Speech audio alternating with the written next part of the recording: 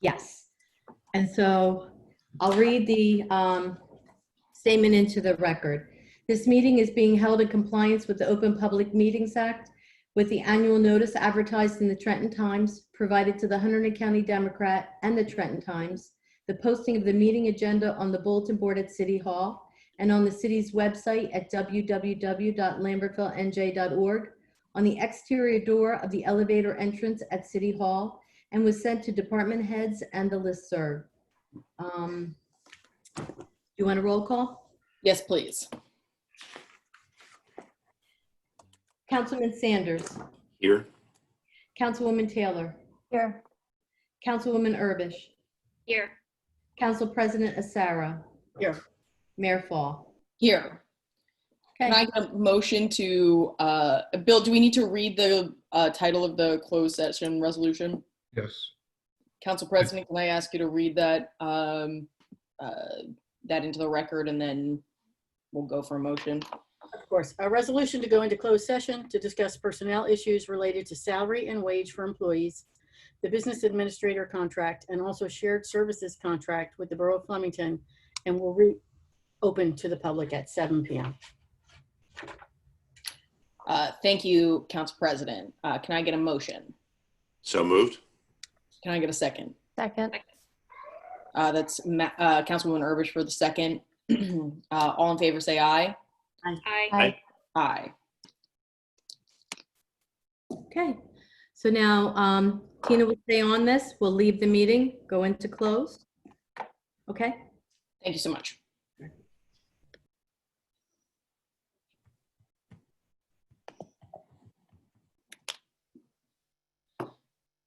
Yes. Okay. I'm gonna ask our clerk to read the statement of compliance back into the record. yes, thank you, Mayor.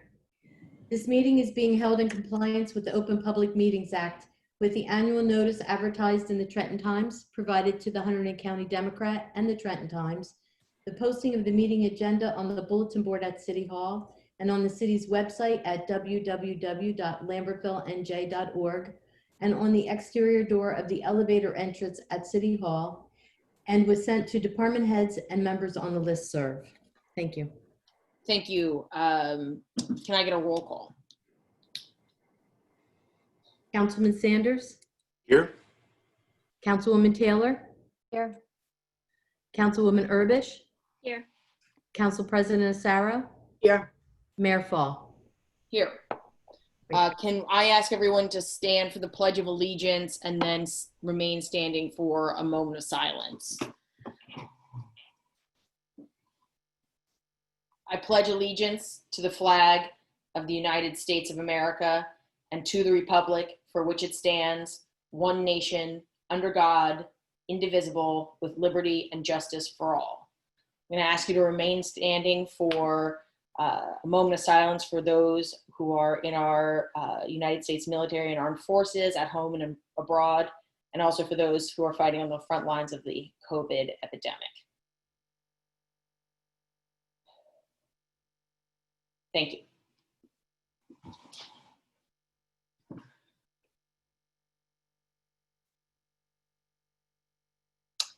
At this time, Tina, would you mind removing your shared screen? Mayor, also, we just need to remind everybody that this meeting is being recorded. Thank you. With that note, I do want to let folks know that we are in the process of changing our meeting minutes to reflect now that there is going to be recordings made available to the public. And that moves us nicely into the approval of minutes. Council President? Yes, so I'd like to ask for a motion to approve the following sets of minutes as put forth in the agenda. May 21st, June 9th voting and also close, and then June 10th, 25th voting and close, and then June 9th voting session.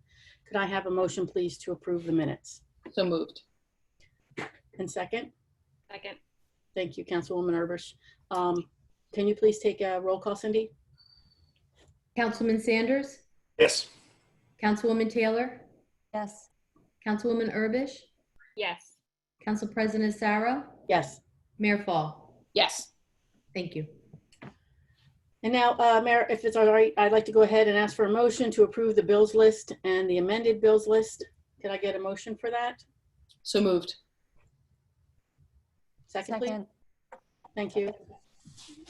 Thank you, Councilwoman Taylor. And Cindy, if you could take a roll call, please. Councilman Sanders, Yes. Councilwoman Taylor, Yes. Councilwoman Urbish, Yes. Council President Sarah, Yes. Mayor Fall. Yes. Thank you. Before we move on in the agenda for tonight, I want to make one announcement and one motion here. The announcement is that because we have such a stacked agenda tonight, which I think is going to include quite a bit of discussion from the governing body, I'm going to ask that we only do public hearings on statutorily required hearings, and then we save the rest of public comment for the end of the meeting. Are there any concerns about that with the governing body? Hearing none. Okay. The second is that I'd like to make a motion to table until the August 20th meeting. Cindy, is that the correct date? Yes, Mayor, August 20th. Yes. Okay, thank you. I'd like to make a motion to table until our August 20th voting session, ordinance number 10 and resolution number 96 for further discussion with the governing body.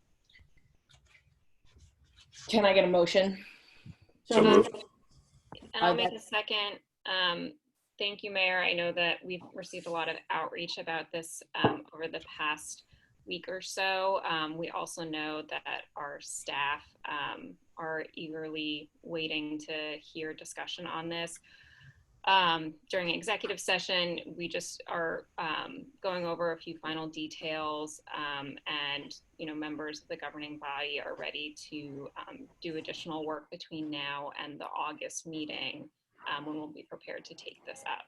It's a really important issue, and we take it very seriously. So thank you for having us move it to the August meeting. I appreciate that, Councilwoman. I do want to say here that, as a part of our discussions in our budget, that one of these was to remediate some of the chronically underpaid staff that are far below the county and state averages for their positions. And I look forward to being able to have that discussion in August and to get those members of our staff in particular the support that they deserve. Okay, moving on. We have council discussions regarding the review of fees during COVID-19. I believe that this is specifically regarding the parklet, which is a resolution that's coming to the governing body today. We need a vote. We need a vote. We have a motion and a second on the floor, but no vote. Oh, I'm so sorry, Cindy. No, Thank that's you okay. for, Like a roll call for that? yes, please. Councilman Sanders, Yes. Councilwoman Taylor, Yes. Councilwoman Urbish, Yes. Council President Sarah, Yes. Mayor Fall. Yes. Okay, thank you, Mayor. Thank you, Cindy. Keeping us on the books and on our toes. Okay. The review of fees during COVID-19 is also specifically attached to the parklet discussion that we intend to have tonight. Council, does anybody on the council feel that we should have this discussion as a part of council discussions first, or if we should review that as a part of the final resolution for that discussion? Councilwoman Taylor. I'm fine with having it, the discussion as just part of the discussion with the resolution. I guess I'm just a little confused process-wise because all of the fees we have to discuss are not all related or referenced in the resolution. So is there some other mechanism or are we just making a determination under our powers based on the health emergency? We are making our determination based on the declaration of a state of emergency from the city. Okay, so we don't need a new, we're basically just saying there are some ordinances that don't make sense to enforce at this juncture, and we would just want to clarify that. Correct. Okay, thank you. So I think because it's not all in the resolution, it makes sense to have the discussion now, and then we probably don't need to have an additional discussion with the resolution, but we might as well do it all now if that works. Works for me. You know, I think at this point, we should be waiving fees that are not related to direct staff time. So, you know, for reviewing permits, I think the permit application fee is $50 was Emily's report. I think that that's reasonable and covers the staff time. The city's not making money off of it, but at least then we're not losing money. And then if someone rents the city-owned parklet and their city staff time used to set up or break down, covering that cost, but otherwise, the fee for renting out the parking spaces, the fee for additional seats, if a restaurant already has sort of outside area that they can put seats on, onto. I just think the revenue that the city could possibly gain from those fees is not significant, and the cost to an individual business could be. So I think that we should waive any of those fees. And Councilwoman Urbish, you know, there was a suggestion made by our city planner to reduce those fees, particularly the parking fees that fees that we would lose from $10 a day to $5 a day, from in non-metered spaces from $4 a day to $2 a day. But that, you know, would still have some generated revenue for the city for those parking spaces lost. Yeah, I think overall, again, it's not a significant amount of money in the context of our full budget that we would potentially get out of that, but it could be significant to a small business owner. I also think, you know, so just for context for the public, I have been over the last week working with our business administrator and city planner to take ownership over coordinating with the business community regarding sort of responding to the state of affairs right now. Alex and Emily have put in a ton of work building a lot of really great infrastructure and putting together materials, putting tables out, and we've really been running them ragged on that. So I'm going to be taking over and have been for the last week, and we have had 2 calls with the business community so far. And you know, one of the things that I heard from folks in the business community is they're really excited about taking advantage of moving operations outdoors, whether it's outdoor dining or outdoor retail, and they really care about doing it right and having our downtown, north end of town, and other commercial spaces looking nice and enticing patrons to come. And I think having their funds spent focused on that is frankly a better use. And you know, if we are seeing a safe number of tourists coming in and frequenting our businesses, paying for parking in other areas, I think that we will see the revenue on that end. So I think it's worth waiving. Again, outside of the application and just covering staff time, I think it's worth waiving the other fees. I completely agree. Thank you very much for talking about that, Councilwoman Urbish. Are there any other comments from the council about concerns about Councilwoman Urbish's suggestion? No, I think it's a good suggestion. I do have, I guess, 2 quick questions. One is the sort of the durational component of this. Do we have the close of this period would be identified by us, or is this set in any fashion?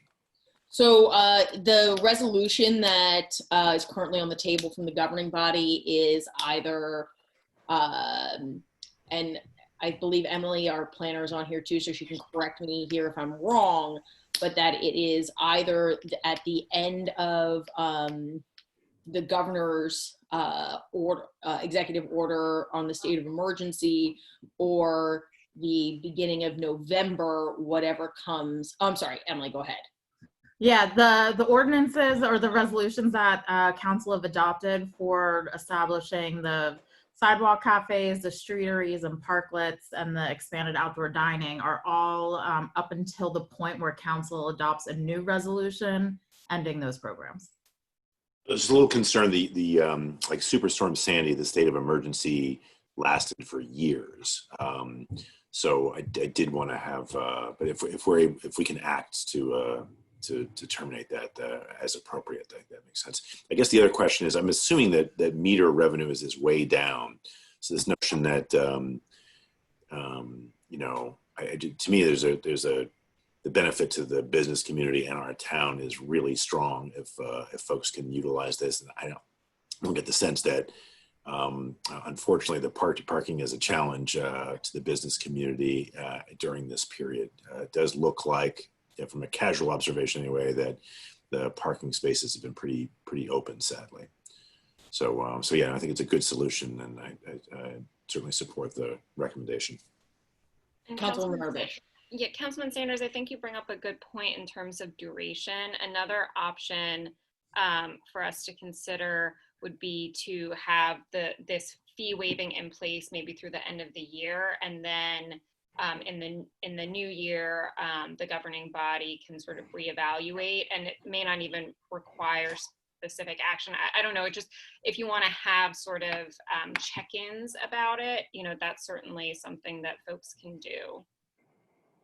So my argument would be that I think you know, we have the power here to open a resolution at any time to end that fee waiving.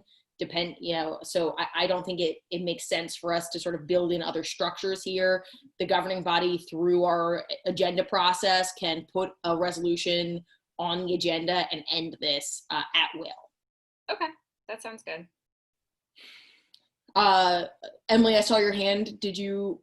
Yeah, I was just going to point out that the city did receive that grant from the county to look at how to streamline our ordinances down the road. So if these additional outdoor dining opportunities, for example, are something the city would like to continue with, this is something that we can evaluate and discuss further when we go through that process.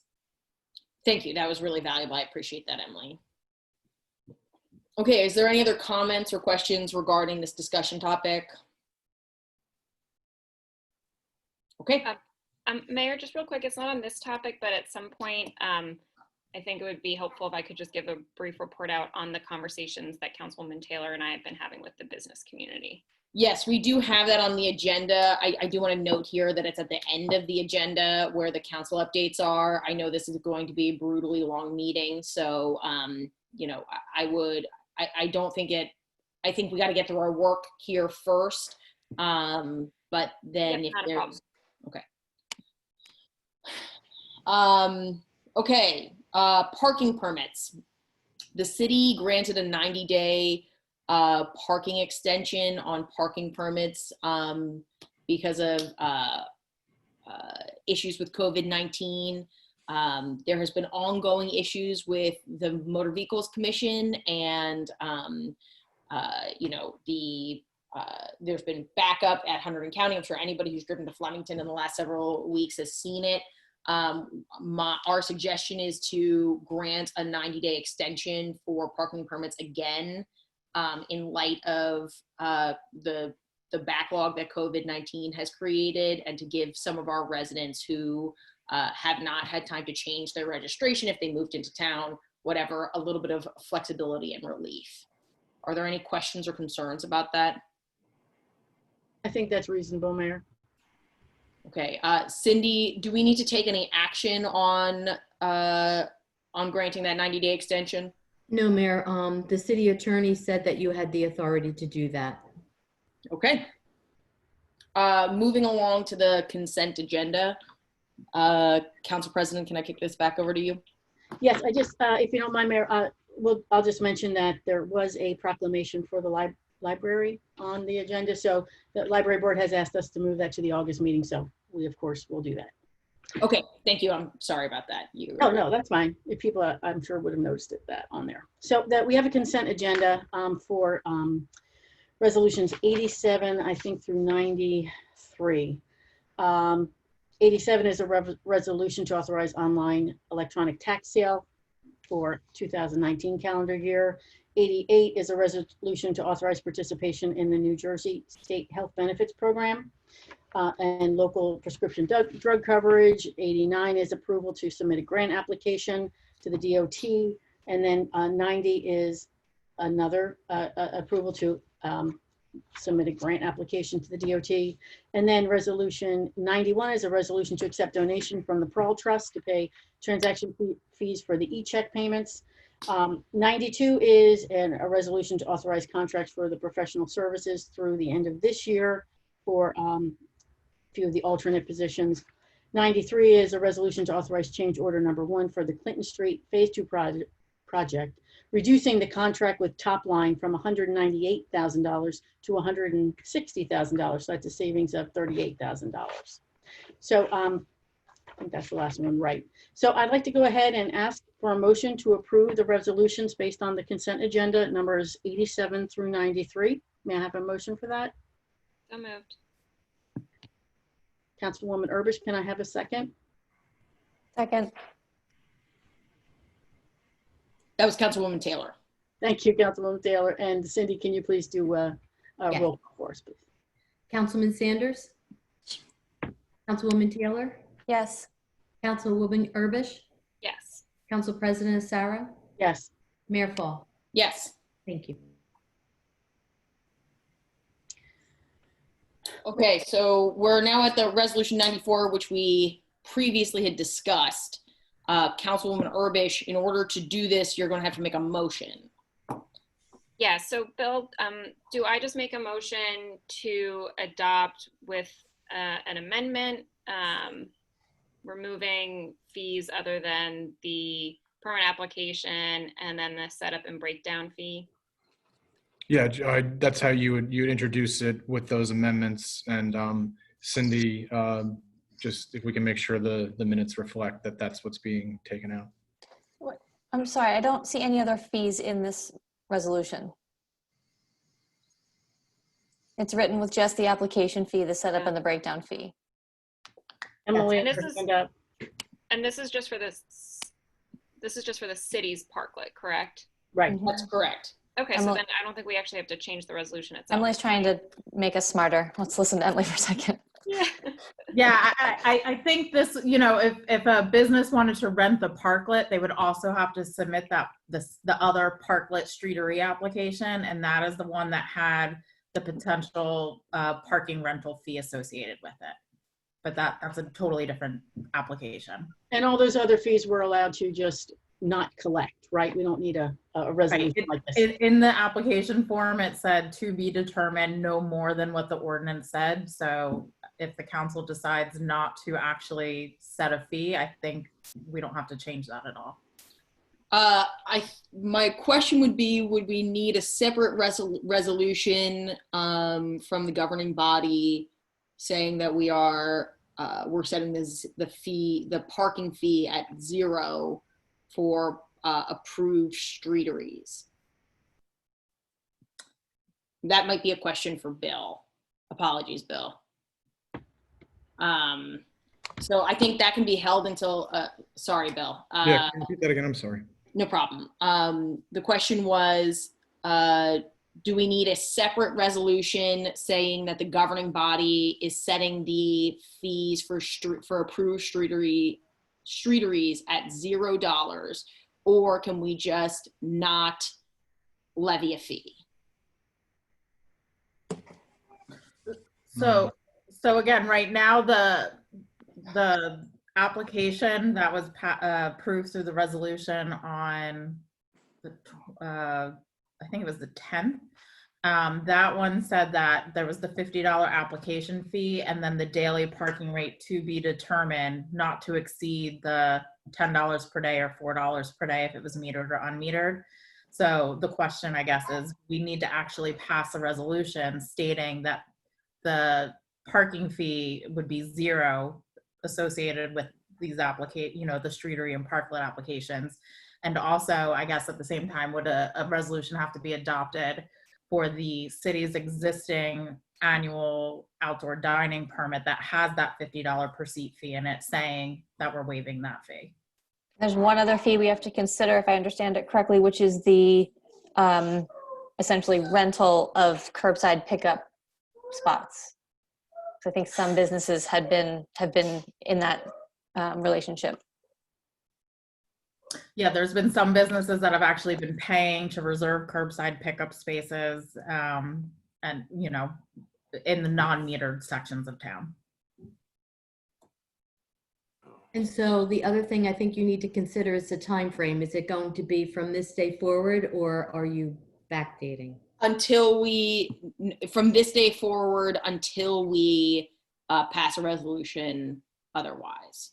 Okay. The question So- is, do we need a resolution, or does the emergency powers from the state of emergency allow that to be at the discretion of the mayor?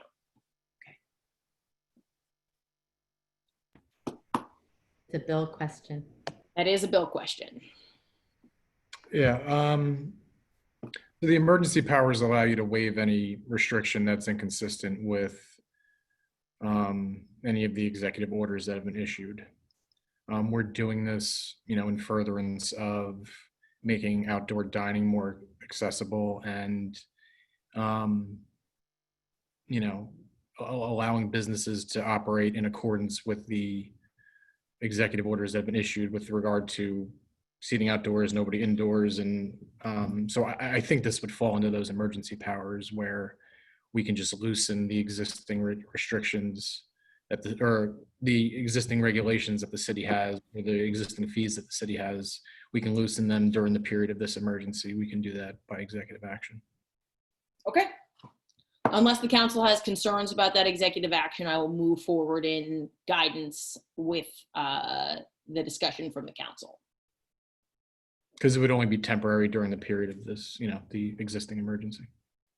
Or until we pass a resolution saying that. Yes. Okay. Councilwoman Taylor. So no fees moving forward except for essentially staff review fees or set up breakdown of the parklet.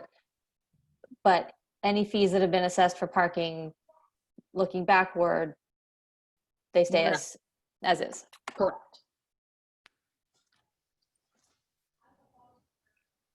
Any other questions or concerns from the council?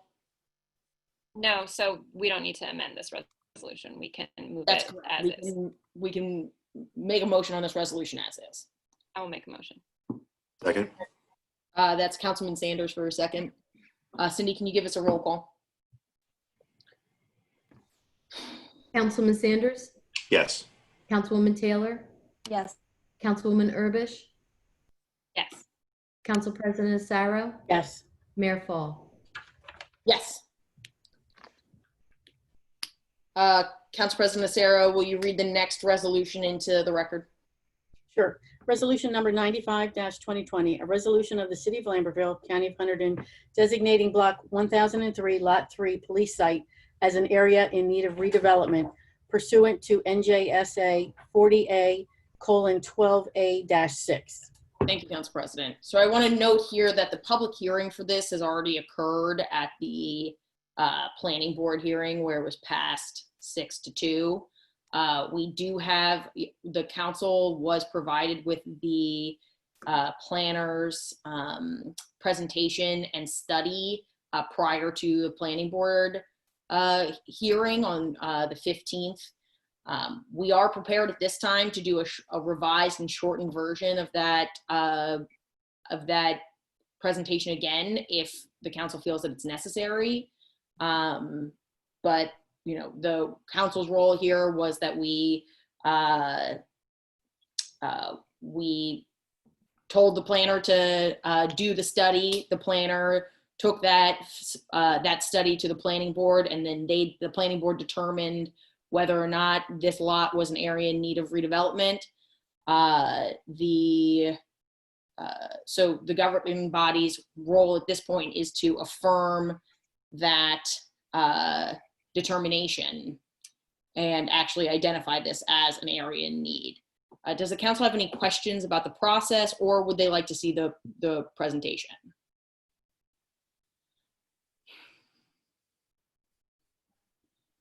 Okay, hearing none. Can we get a motion on resolution 95? So moved. Second. Cindy, would you give us a roll call? Councilman Sanders, Councilwoman Taylor, Yes. Councilwoman Urbish, Yes. Council President Asaro, Yes. Mayor Fall. Yes. Thank you. All right.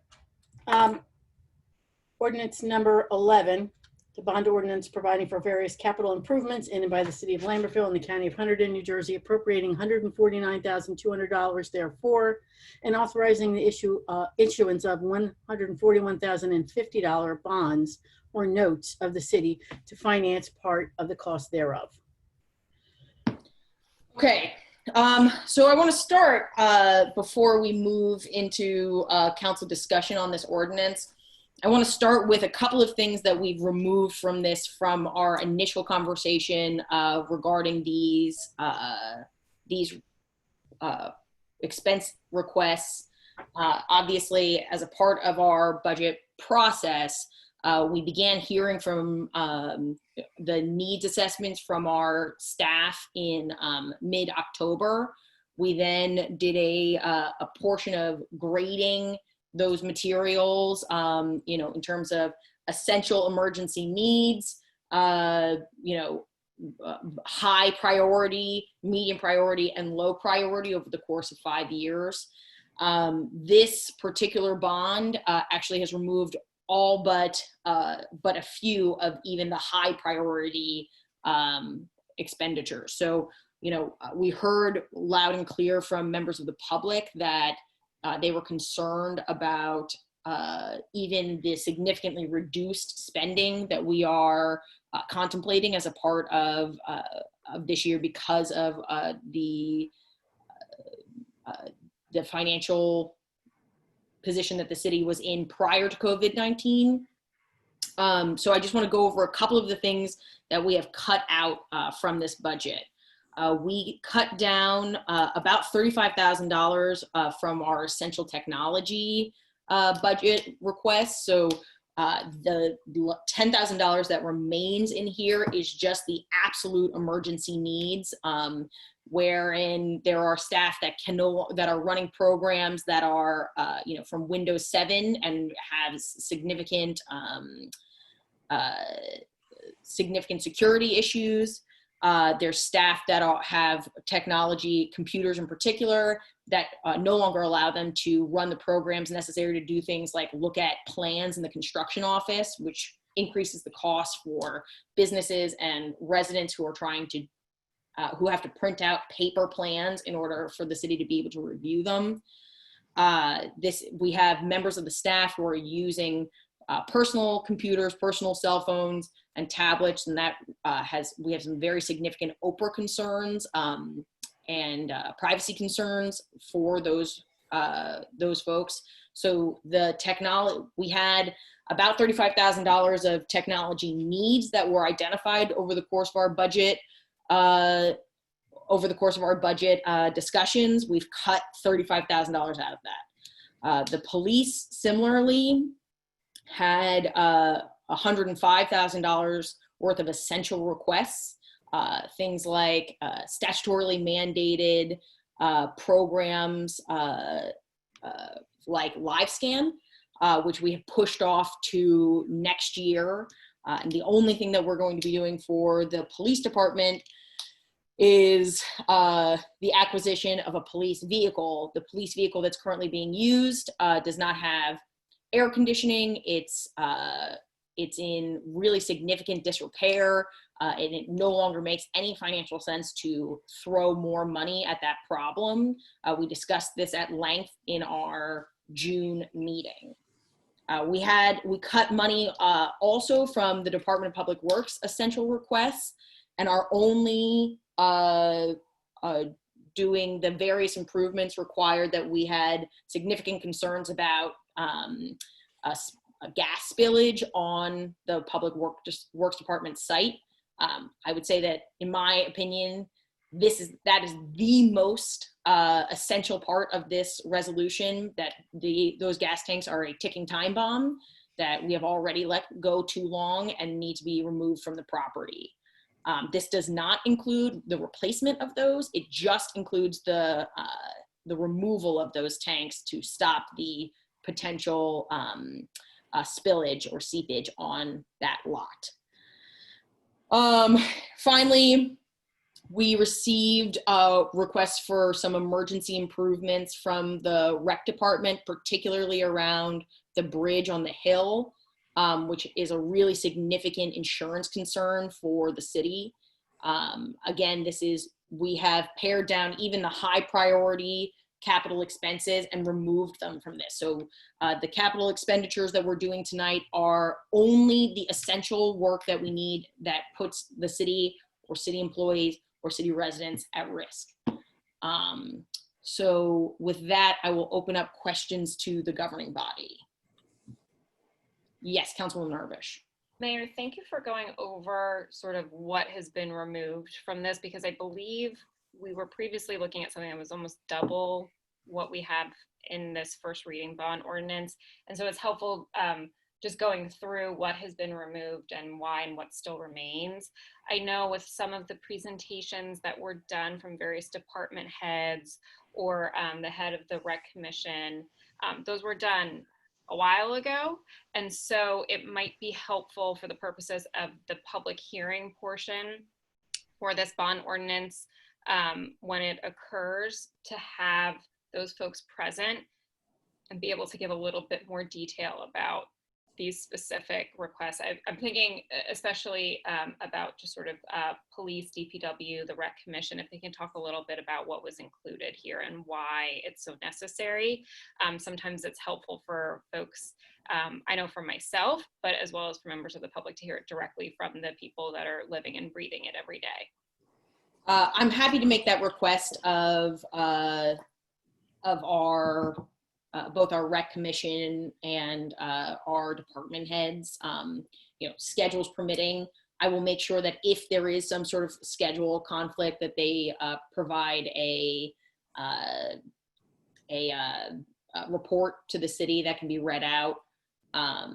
But I do want to note here that you're absolutely right that, the essential capital spending and then the high priority capital spending over the last 5 years was was closer to in the $300,000 range, and that we heard loud and clear from the public that we needed to really bear down on these costs more.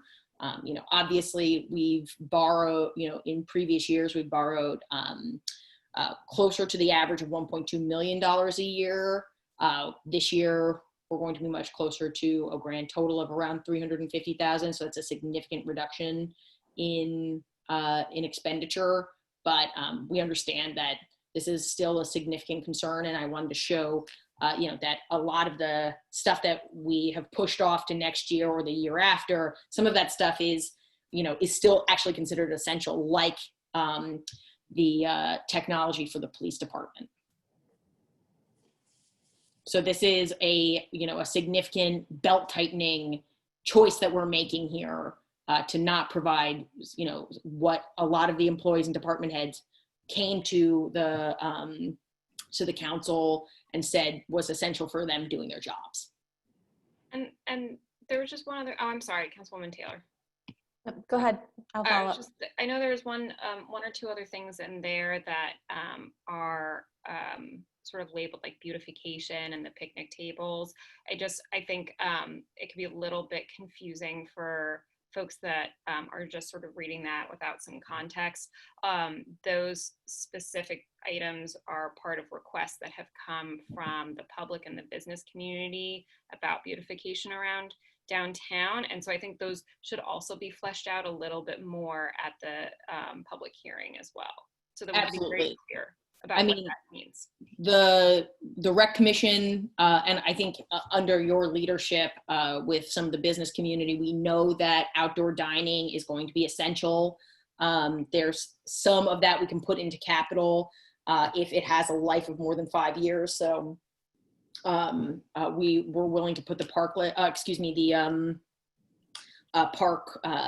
picnic tables into this because it's necessary for our response, our ongoing response and help with the business community for COVID-19, but would have a life at the city beyond that.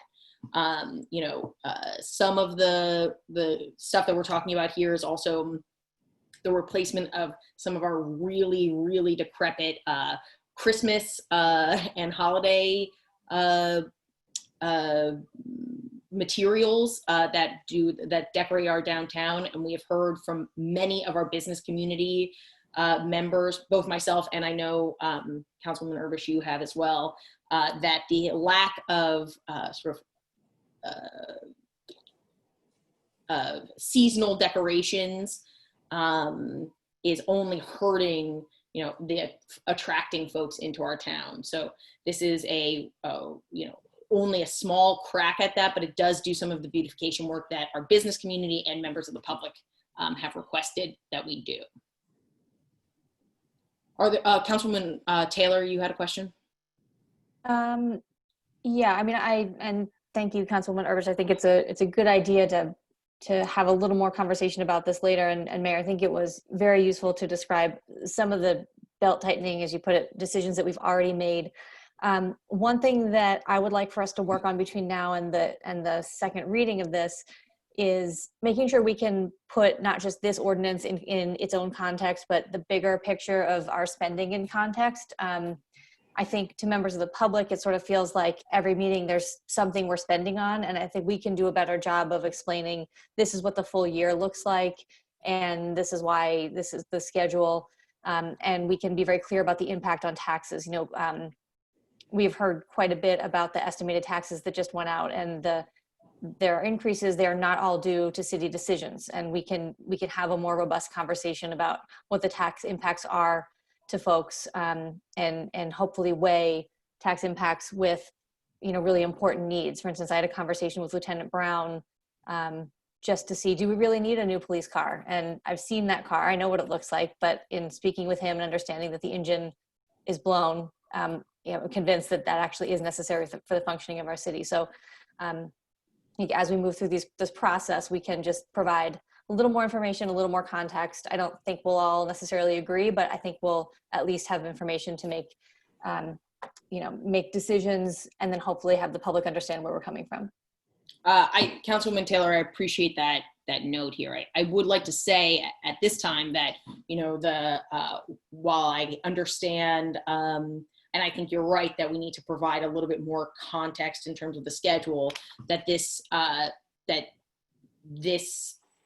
particular bond ordinance was a part of the budget that we passed in April. It is not outside of the total that we said that we are going to hold ourselves to. And so there's no additional tax impact for this decision than there was in April, if that makes sense. Mayor, thank you for that, and thank you, Councilwoman Taylor. I agree with the comments there. I did want to say that the expenses here related to, I did want to stress this, the risk mitigation issues. I'm very concerned about the tanks as well as the bridge up on the hill. For those of us that walk up there, it is it is quite dangerous. For a while there was 2 planks, that was an invitation for folks. So I do, folks may want to not spend any money at all, but risk mitigation is a really important part of any enterprise, and including government, to make sure that you're not skimping on something that threatens public safety or lawsuits. I do think that in the post-COVID world too, that while our budget went through, we still don't know what this is going to look like. So I think there's it's appropriate to have scrutiny over these things, but appreciate the narrowing down from the many things that were on these lists down to this. And I guess lastly, I do want to say that we can't forget our businesses. Some folks live here, some folks don't, but the vibrancy of the town and our whole economic survival is linked to their success. So I do think it's important to be mindful to try to make sure that our businesses have a chance for success. So, certain expenses may seem frivolous to some, but I do think it's important that we, not be penny wise and pound foolish in some of these decisions. And I will, Councilman Sanders, I appreciate that note, and I think it's important to know here that we've had ongoing conversations with the business community since COVID-19 started in March, and that we've had weekly calls with them, and that the feedback that the city has received over and over and over again is that some even small investment in the beautification of the downtown, particularly now, is more important than ever. And so, I would encourage, folks, if they do have questions about how this is getting fleshed out, to really look at, the lifespan of $3,000 of investment over 15 years. You're talking about less than a cent, and that but it would mean leaps and bounds for our businesses who are really hurting right now. Okay, so the public hearing on this, if we do the first reading of this ordinance, the public hearing would be on August the 20th. And Councilwoman Taylor, at that time, I will make sure to provide the further context of what our capital plan is for the year. I think that's a good note, and I'd be happy to work with you on that.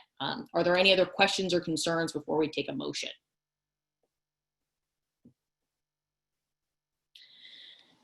Hearing none. Council President Nacero, I'm going to turn that over to you. Yes, I'd like to ask for a motion to introduce on first reading ordinance number 11-2020. So moved.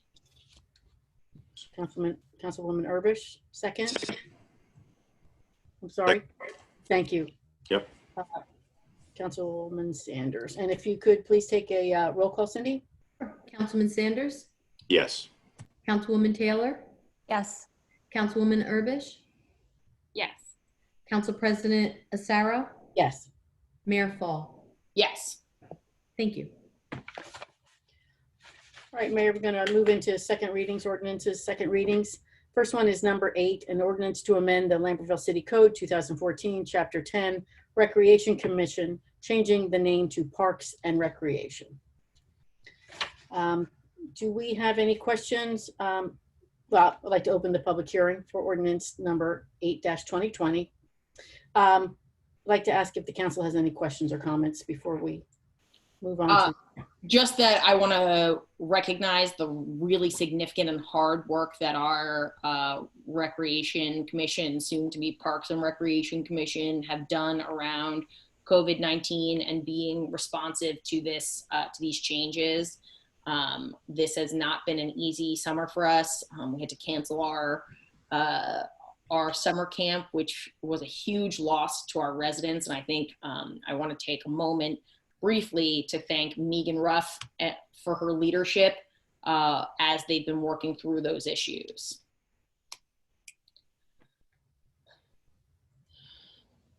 And I would also like to just remind people that this is a public hearing for this ordinance in particular, so we can hear comments about this ordinance Otherwise, we'll ask that you save your comment or question if it's not related to this ordinance to the end of, to when we have public comment. With that, unless there are any other questions? Hearing none, Tina, can you read the instructions and call our first person? The public participation portion of the meeting will be taken under agenda item number 18, participation by computer. If you are currently utilizing a computer to participate, you would click the raise hand button at the bottom of the screen. This will place you in a queue that I can see for when it's time to take public comments. People are sorted in the order in which they raise their hands. When I call on you, a message will pop up asking if you want to unmute yourself. If you choose to move forward and place a public comment or question, choose to unmute. If you don't, then please choose to deny. Participation by phone. If you are dialing in on your phone, if you don't want to display your phone number, to avoid this being displayed on screen, first dial *67, then the meeting phone number, followed by the meeting identification number. Your phone number will not be displayed. To raise your hand, you will dial *9 to be placed in the queue. And when you're called on, the system will ask you to confirm being unmuted to proceed. You will be asked to state your full name and address into the record. Then please feel free to make your comment or ask a question. You will remain unmuted while the governing body responds, so please make sure there's no background noise, such as TV, music, loud chatter. When public comments are finished, participants will be placed back on mute for the duration of the meeting. Members of the governing body will raise their hand to make a comment or ask a question. Thank you. Thank you, Tina. Okay, Helen, please state your full name and address into the record, then please proceed with your comment or question.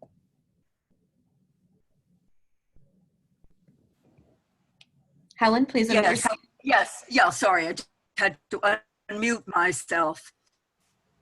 So it's Helen Pettit, 6 Buttonwood Street. Speaking with respect to the resolution on the change order for Clinton Phase 2, Helen, I approached this.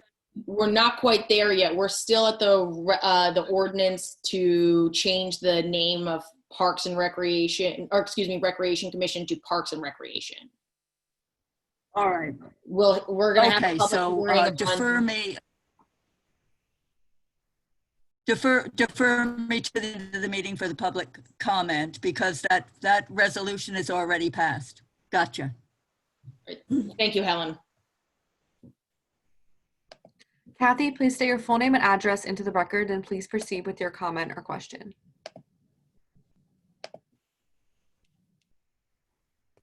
Hi, my name is Kathy McEntee. I live in 19 Coriel. I actually just had a question about the prior conversation regarding some of the budget cuts, which they sounded like some quite important things that we needed. Yet I understand we have these other expenditures, like a $65,000 CRM system and the increase of the business administrator's salary. And I'm just trying to understand how we can consider those things and yet cut safety items or a police car that doesn't run anymore. It just does not seem logical to me. I don't understand. Kathy, I'm going to ask that you hold this comment or question until the portion of the meeting where either in the public comment or in a relevant resolution, we are discussing the Parks and Recreation, the name of the Parks and Recreation Commission right now. No, I understand. I just didn't have an opportunity in the last conversation about the expenditures. So I'll wait, but I didn't hear anyone ask for questions in the last conversation where I wanted to speak. And Mayor, I'm just taking a note on Helen and Kathy's point, so I'll make sure to flag when we get to the general public comment session that we address these questions. Thank you, Councilwoman Urbish. Gab, please state your full name and address into the record, and please proceed with your question or comment.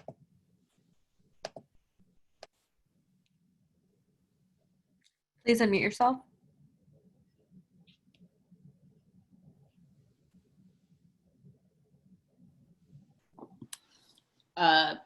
Mr. Carbone, I believe you're still muted. Miss Carbone. Oh, excuse me.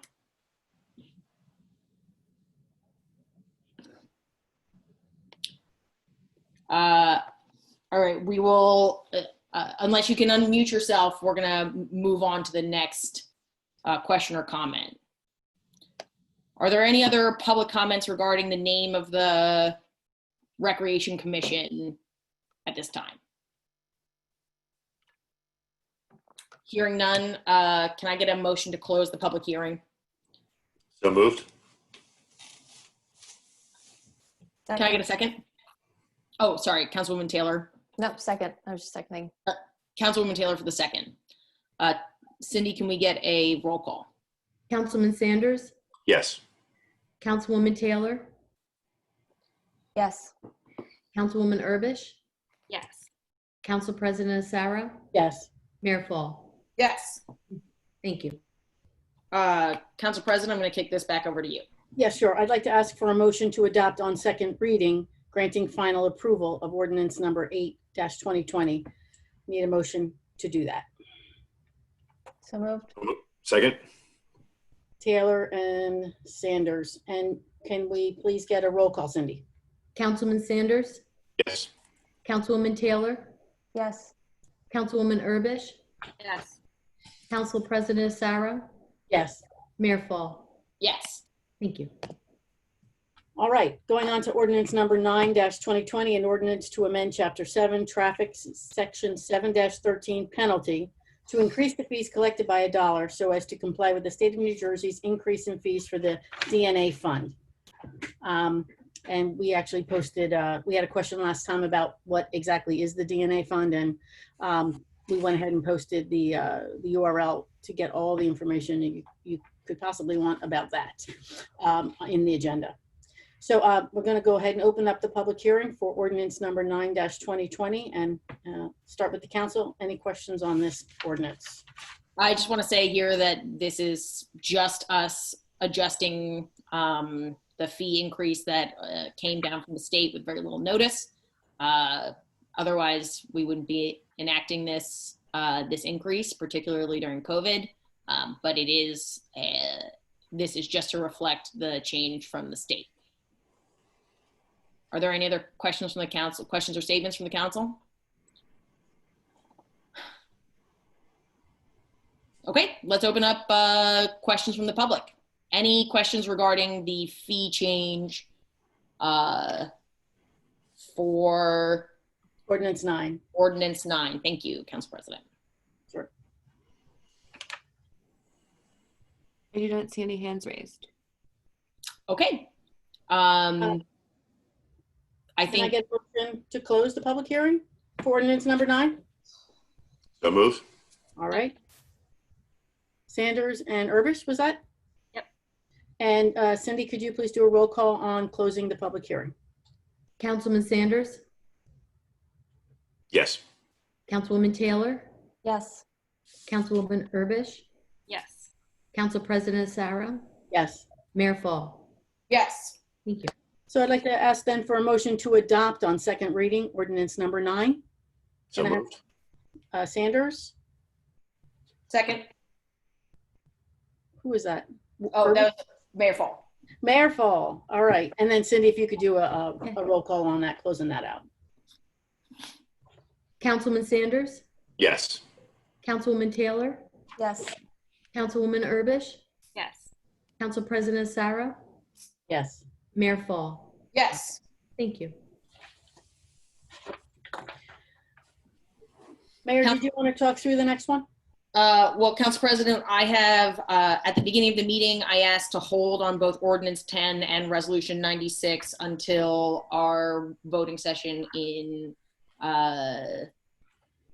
August. August 20. August 20th. Thank you.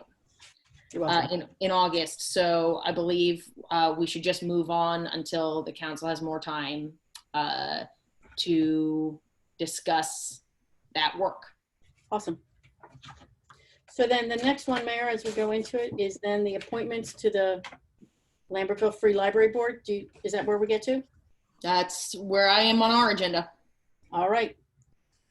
I want to start just by saying here that the library board is doing some really important work right now, and I'm very proud of the way that they have managed through the COVID-19 crisis in both managing their staff as well as, the board keeping the public up to date. I know that they have some really significant facility concerns that we're going to continue to discuss throughout the year. But they have an incredible amount of work ahead of them, both in the implementation of the state COVID guidelines as curbside pickup and some in, some opening happens over the course of the next several months. And I support wholly getting 2 more hands on deck to help them with that work. So are there any questions or concerns about this particular action?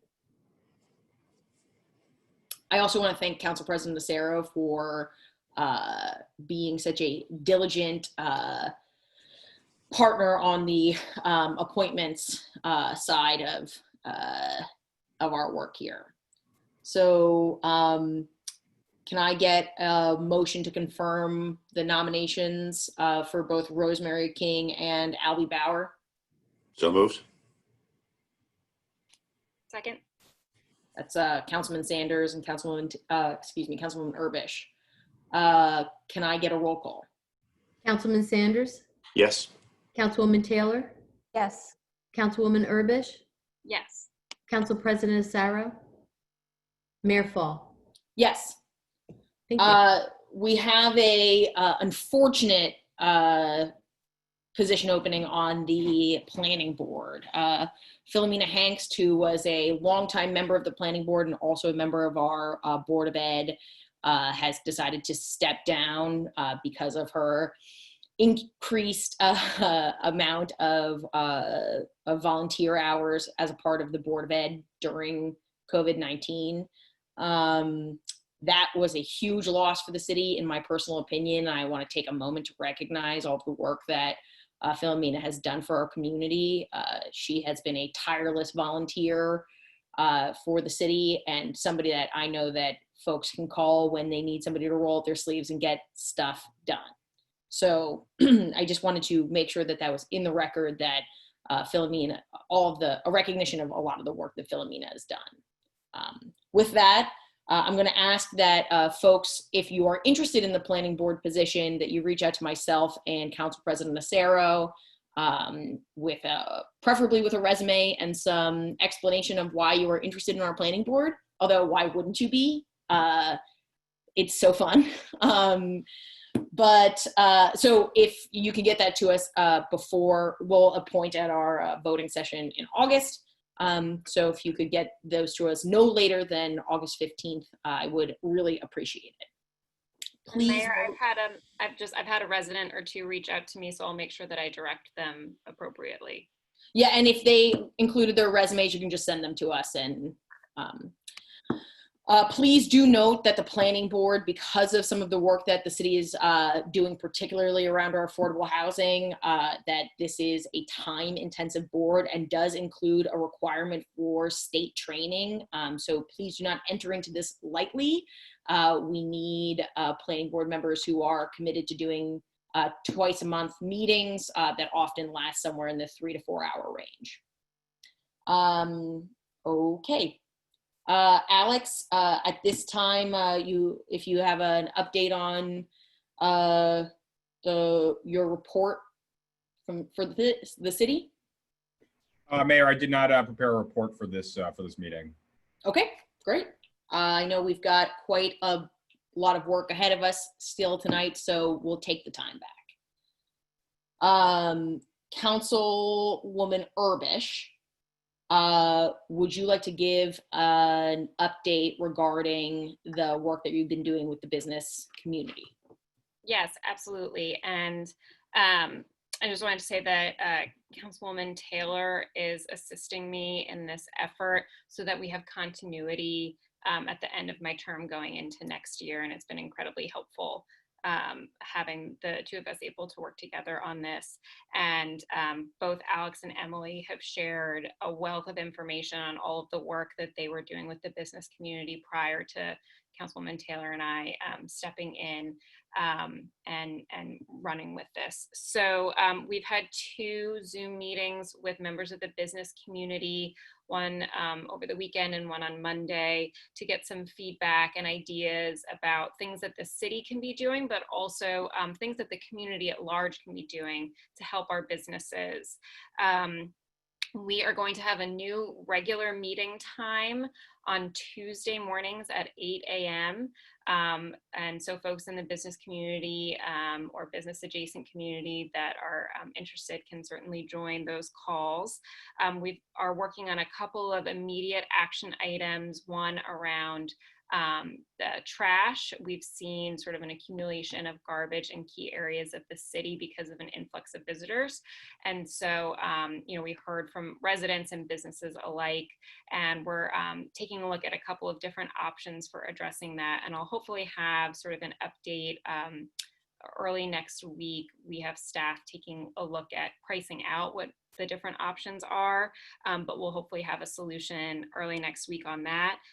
We've been getting some really great feedback on ideas for really trying to harness the passion here in town and get a group of volunteers to really help us execute some of these things so that we are leaving staff to do the important work that they have and not asking them to take on extra time and tasks.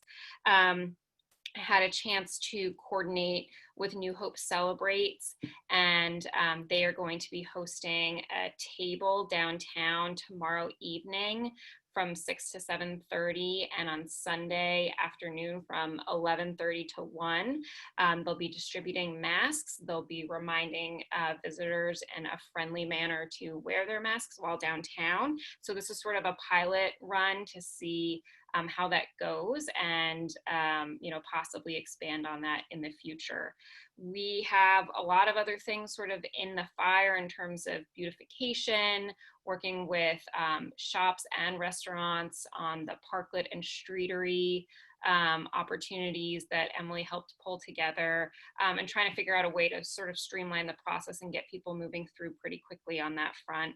And so, we're just really excited to hit the ground running, and we'll hopefully have a lot more updates in the next 2 weeks.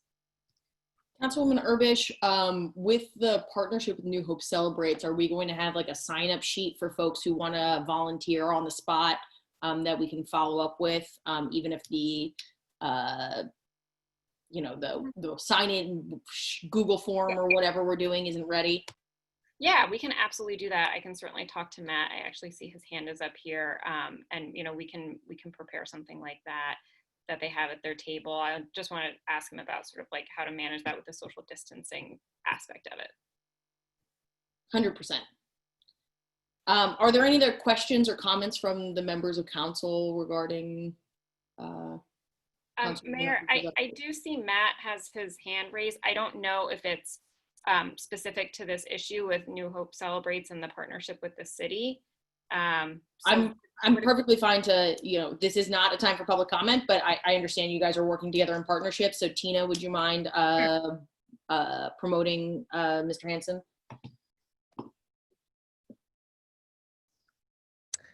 Hello, Matt Hanson, 105 Douglas Street. But just, yes, to echo Maddie's comments or Councilwoman Urbish's comments that yes, we'll be at the corner in Lambertville. And we can definitely do volunteer sign up and we'll figure that out. We'll make it happen.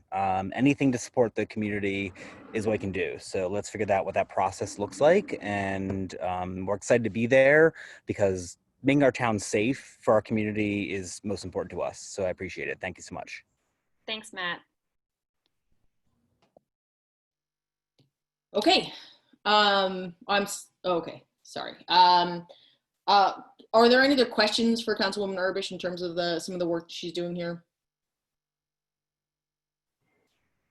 I just want to say thank you on the trash piece because I know that folks had come to me as well as so it's I appreciate your efforts there. Thank you so much.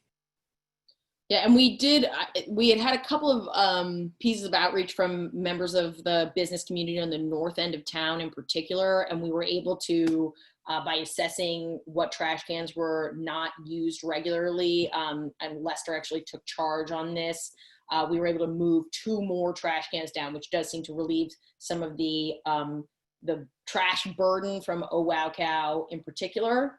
So we have been able to address some of that, but I'm glad to see that Councilwoman Urbish is taking the next step there.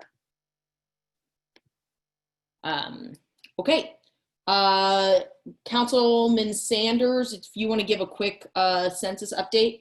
Sure, very quickly. First on data, we're at about 71.1%. Our partners across the river there, New Hope, have edged ahead of us. There's a friendly competition that folks have started up, but hopefully we will get back in the Hunterdon County has a very high return rate. It's at 74%, leads all counties in the state, which is averaging 64.9%. So we're doing okay. It's the hard to reach community that we've been working with. I do want to thank John Woods and the folks at Fisherman's Mark. We met, oh boy, I'm trying to have a vacation this week. I must have been last week, maybe Tuesday or Wednesday, and to work in preparation for the boots in the ground that could come as early as August 11th. Census workers are going to begin to visit on site. I'm not precisely sure what day they're going to get here, and we're trying to find that out. I do know that our friends at Indivisible were nice enough to reach out. John reached out to try to get some folks that had language skills and also were interested in volunteering at Fisherman's Mark to help out. We have been using a flyer in English and Spanish with some of the food pantries. The goal is to try to engage more than just sort of the flyer. So hopefully we'll have some volunteers, and I'm sure we will, to work on those days. So I do want to thank again the folks from Fisherman's Mark and Indivisible with helping us out here. Okay, thank you, Councilman Sanders. A couple of quick updates for folks before we move into the public comment portion of our evening. The August 4th council meeting on Tuesday, August 4th has been canceled. And we are beginning, so we are only having one council meeting in August. That's the August 20th voting session that we discussed quite a bit this evening. The second is that we are restarting the street sweeper due to outreach from many members of our community who felt that we need to get back to managing some of the leaves and detritus on the street. So that means that your alternating parking that's listed or posted on your street will be in effect starting July 27th, which is 4 days from now. So please, if you have forgotten what your street day is, I recommend that you go outside and take a look. We've got, we had canceled our street sweeper because of requests from folks who were working from home, that it was an extra burden. But now in the height of summer and moving ultimately into fall, I do think it's important for us to get started on that again. Are there any questions from the council regarding that action? Okay. And Sparkle Week is upcoming. August 4th, or the week of August 3rd, for that 2 weeks, Sparkle Week will be happening in Lambertville. If you, on the agenda tonight and on the website, you can see what the schedule is for your week. It's based on your trash zone. I highly recommend that you go take a look at it. I know if anyone is like me, they spent the first part of the COVID-19 crisis cleaning out their cabinets. So if anybody wants to swing by Elm Street, I think there's some cool stuff in there. Anything else from the council for the good of the order before we open up public comment? Okay. Tina, I think we're ready for our public comment. Okay. Matthew, please state your full name and address into the record, then please proceed with your comment or question. Matthew Hansen, 105 Douglas Street. I am not speaking for Newba Celebrates now, just to clarify the difference. So I speak about the police site, and it was voted earlier to approve moving it forward, the resolution. And I just really hope that the council is looking at all of the factors involved with the police site. Moving it, A, will cost money to rent a space or lease a space or change a space. And then B, will also cost money to renovate a space. And I've heard several council members before say they didn't understand what the budget was before. And so we're now telling you, and there's data out there to show what a police site will cost to renovate or move it. So, you know, whether it's, what I don't know the dollar amounts, I'm not going to quote them, but that will be an expected cost in the future. So as we prove these things, I just hope council is thinking about that, to think about what those future costs are. And we don't know those future costs. We've not been presented with them yet. And so while we approve these things, just like a budget in the past has been approved, as the administration says the previous administration has approved budgets and done things, we need to think about what those costs are and what's going to happen in the future. So I really am just concerned about moving the police station and approving things. I'm not against affordable housing. I think affordable housing is important to a community. I think it develops a community, and I think it also enriches the community. But the mayor's wife today publicly stated that I was against it, and I am not against it. So I just want to state that it's important that we continue to think about this in the best way. Previous budgets supposedly were not thought about or developed in. So we need to think about what this thinks about in the future. So I just want to state that comment, that although we're approving this right now, and it's the first step of this process, it starts the first step of this process. And what is the cost in the future? And that's my concern. I just want to state that. Thank you. Thank you. I know that we've got a talented team of people at the community advisory team who are working with our professionals at the city and throughout this process to ensure that not only are we thinking through every step of this process and deliberating that as a council, but really as a community as a whole. And I appreciate your comment. Okay, Tina, can we have the next? Yes. Alicia, please state your full name and address into the record, then please proceed with your comment or question. Alicia Lerman, 101 East Blair Track, Lambertville, New Jersey. Well, you know that. Sorry. So I've got a comment about the Capitol. I know it's not voting on and we're not, having a big discussion, but I really, when you get to that point, really like to understand why we actually need another police car. The car that I saw in a previous council meeting didn't look like it even ran. And I think, one of the things that we should really look at is what do we need for the police and the police in Lambertville. And even as we look to the relocation, I recently saw a great planning guide for relocating or renovating police work and really doing the assessment work of what do the police need before we go ahead and approve $55,000 capital improvement. I think as well, when you do the reading next month, I'd like to really see what equipment is going on for the $30,000 in the public works, because it's more like the equipment and the equipment, there's nothing really listed there. As we go from there. So I think that things could get a little tighter. I know we've tightened our belts, but it would be great to tighten them further. The other comment I have is with respect to the salary resolutions, and I know we're not talking about them till the next meeting, but again, I've got concerns with some of the ranges and things that I've seen, and I'm hoping that when we meet next month, the city will have market data for the positions as to why ranges are where they are, and understanding in terms of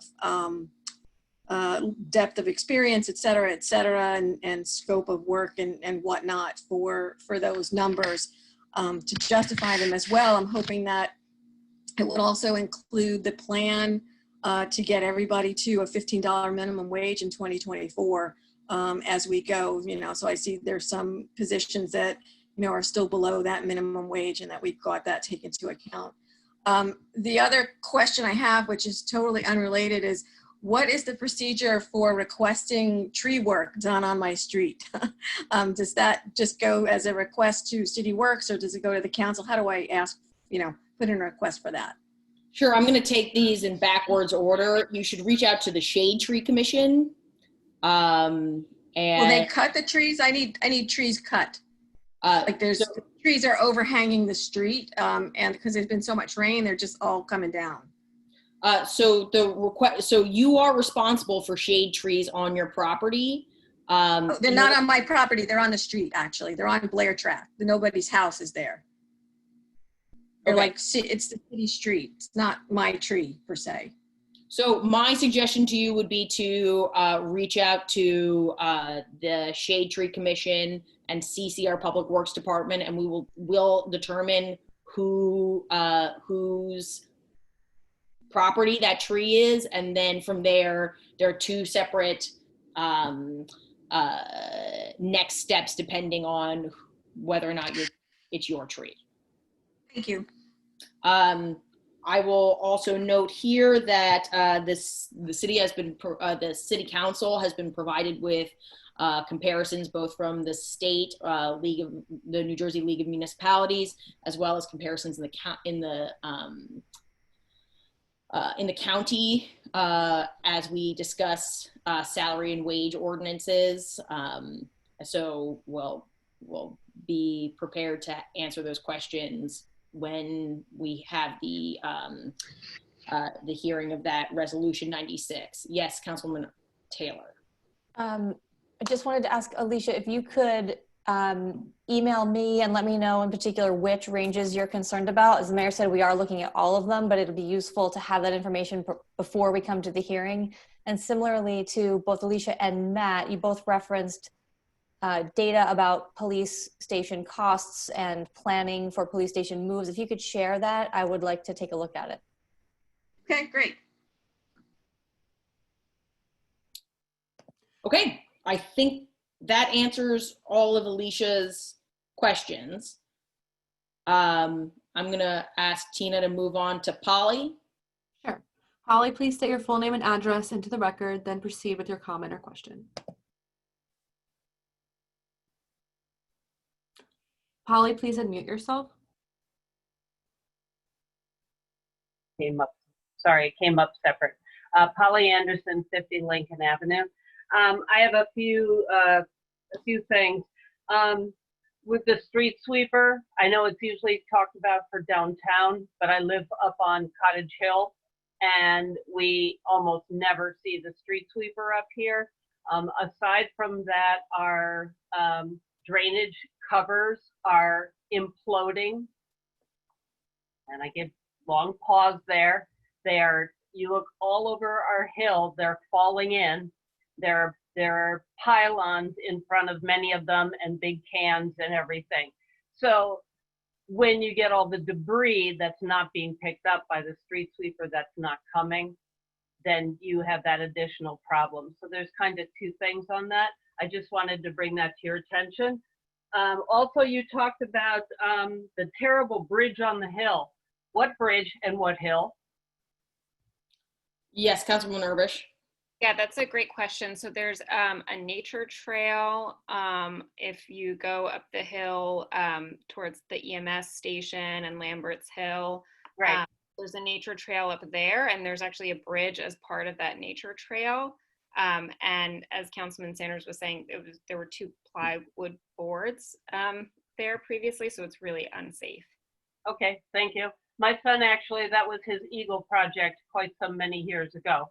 But just a point, but thank you, because I didn't know what bridge you were talking about on the hill. I thought you were talking about something more streetwise or whatever. So now I know that too. And you know, I also wanted to commend you on the numerous cutbacks that you did, that you covered all tonight. That is appreciated by me, and I'm sure by some people. We look forward to seeing more things continue to be work done.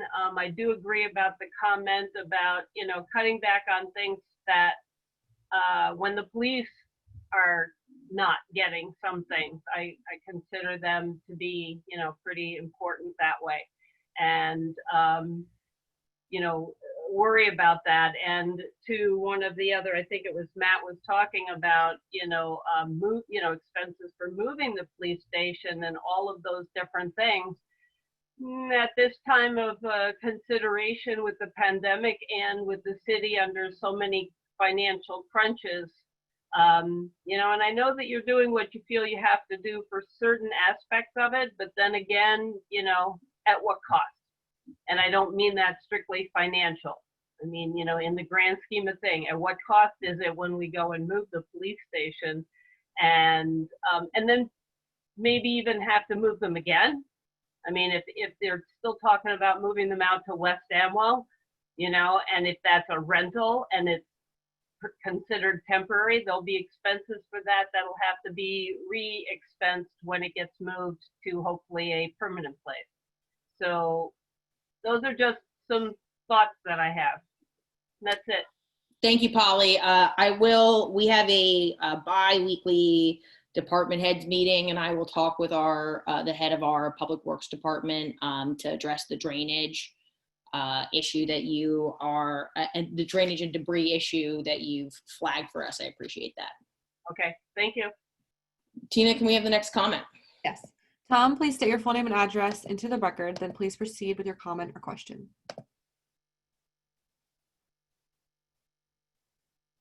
Tom Sevick, 81 North Union Street, Lambertville, New Jersey.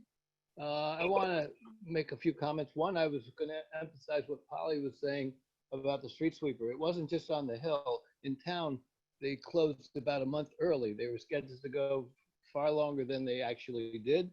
The streets in town were disgusting with leaves all over. It was a hazard. We were lucky we didn't get a heavy snowstorm this year to back up all the sewers and cause flooding.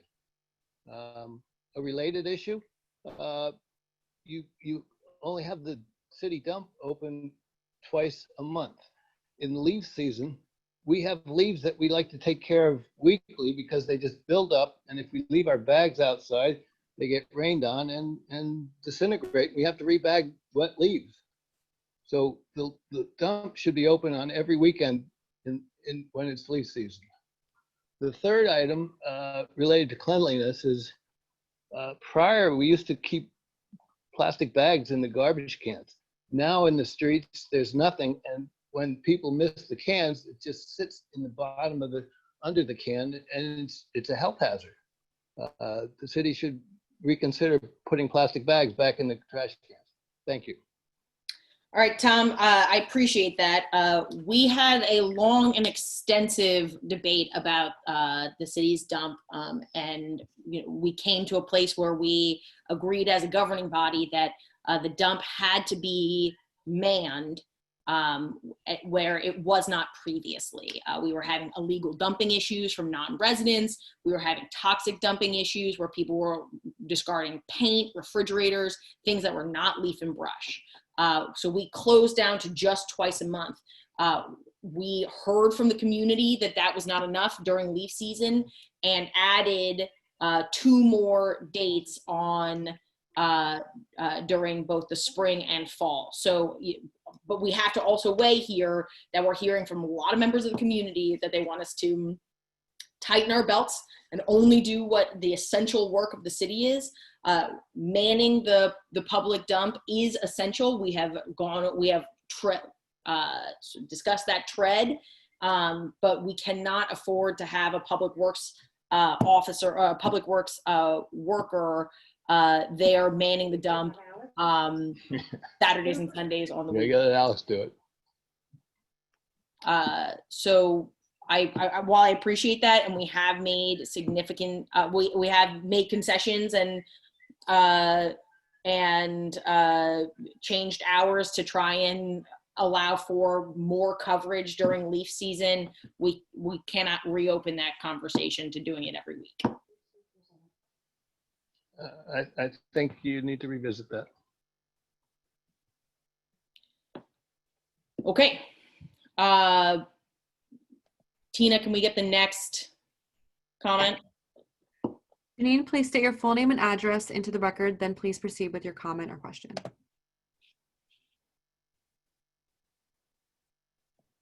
Please unmute yourself. Okay. Hi, this is Janine McGregor from 161 Swan Street.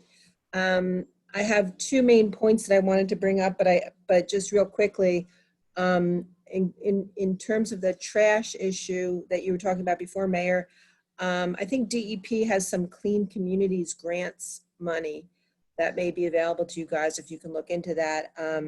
They also have some monies associated with trash going into water. So if it's related to the canal or the river in any way, you might be eligible for some money there. I also want to second what Polly said about these storm drains, and just a shout out to Cottage Hill. You drive up Swan Street, and I've told some of you this before, it looks like a war zone between the house that is boarded up at the bottom of my street that I have to look at several times a day, the storm sewers that are falling in, the fence on the Denai property on Swan Street because you can't develop it, and the house with a plastic tarp over it for the past 15 years. Please, please, if there's anything we can do to beautify that little strip, it would go a long way. But anyway, that's a separate point. The two things I wanted to say tonight were really, I want to thank you for approving Resolution 95, designating the police site as an area in need of redevelopment, because, I've never been a party to a settlement agreement, but I think it's probably bad practice to not do what is specified in the settlement agreement and what was agreed to by the courts, or I don't know what our other choice would be, whether it be to ask for another delay. So I think we have to go ahead with that. I thank you for moving on this thing. I know the city has a deadline of December 35th on the police property, and there's a lot to do before that. And if everyone who's been involved wants a robust public participation process about the police department site, I think you have to move now, and you have to get everybody, talking about it. And I may be repeating myself from other meetings, but I am fully for exploring the possibility of redevelopment throughout town. There are so many underutilized properties that are vacant that need to get back on the tax books. And DEP and the EDA, they invest in redevelopment because it pays off economically and socially. They've been doing it for years. It pays off. And so why, wouldn't we just learn, from that? I'm completely in favor of both the short-term development, which is certainly the police site, longer term, which are like other properties that, the other parts of the development that we need to talk about, and also other properties that are not covered in the affordable housing or any of the things that you guys are talking about now. I think we need to kind of have a longer term plan as well for other properties that are just sort of sitting there sort of half vacant. So that was sort of my first point. My second point is I just want to absolutely support the spending that you're talking about for the capital improvements. I like to hear that it's a decrease from what you guys originally had thought, and I like to hear that it focuses on safety, and I like to hear that it focuses on this beautification, or what I would rather call pride of place. Beautification sounds a little bit, I think Ward said it before, frivolous. But I don't feel it is frivolous. We are a tourist town. You said the businesses are asking for this. If we want to draw people in and get business and revitalize that, I think we have to look a little bit. I think we have to clean up our act a little bit. I also think that it's important. I know you guys said that some of the department heads, in the city sort of had to chop up their lists a little bit, their wish lists. I think you still have to keep those things active and prioritize them because, so things aren't broken beyond being worth fixing in the future, which is the position we're in some other areas. So I would just encourage you to prioritize that. And I think it's fiscally responsible what you guys have done, which is to sort of pull back a little bit of that, but also,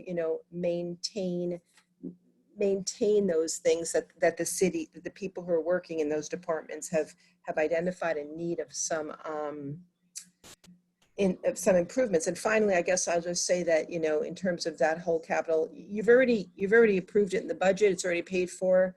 So I think it's important to go ahead and do that. And that's all I'll say about that. Oops, I can't hear you.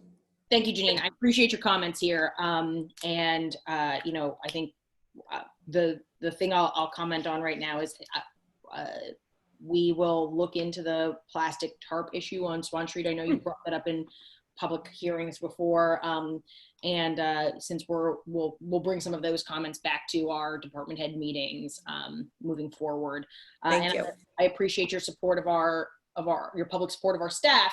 I would agree with you that we have, we have lobbed off quite a bit of not even the wish list, but the need to haves in order for us to have a pared down capital budget. And so, I think I would agree with you, and we've got some work to do next year in ensuring that we have at least the essentials. Yeah. Good job on that. Thank you. Thank you. Tina, can we get the next comment? Yes. Harry, please state your full name and address into the record, then please proceed with your comment or question. Yes, this is Harry Young at 32 Ferry Street. I liked a lot of the questions that Matthew and Polly raised about moving this police department. It seems that, we're kind of jumping off a cliff. We have no idea what the whole thing is really going to cost.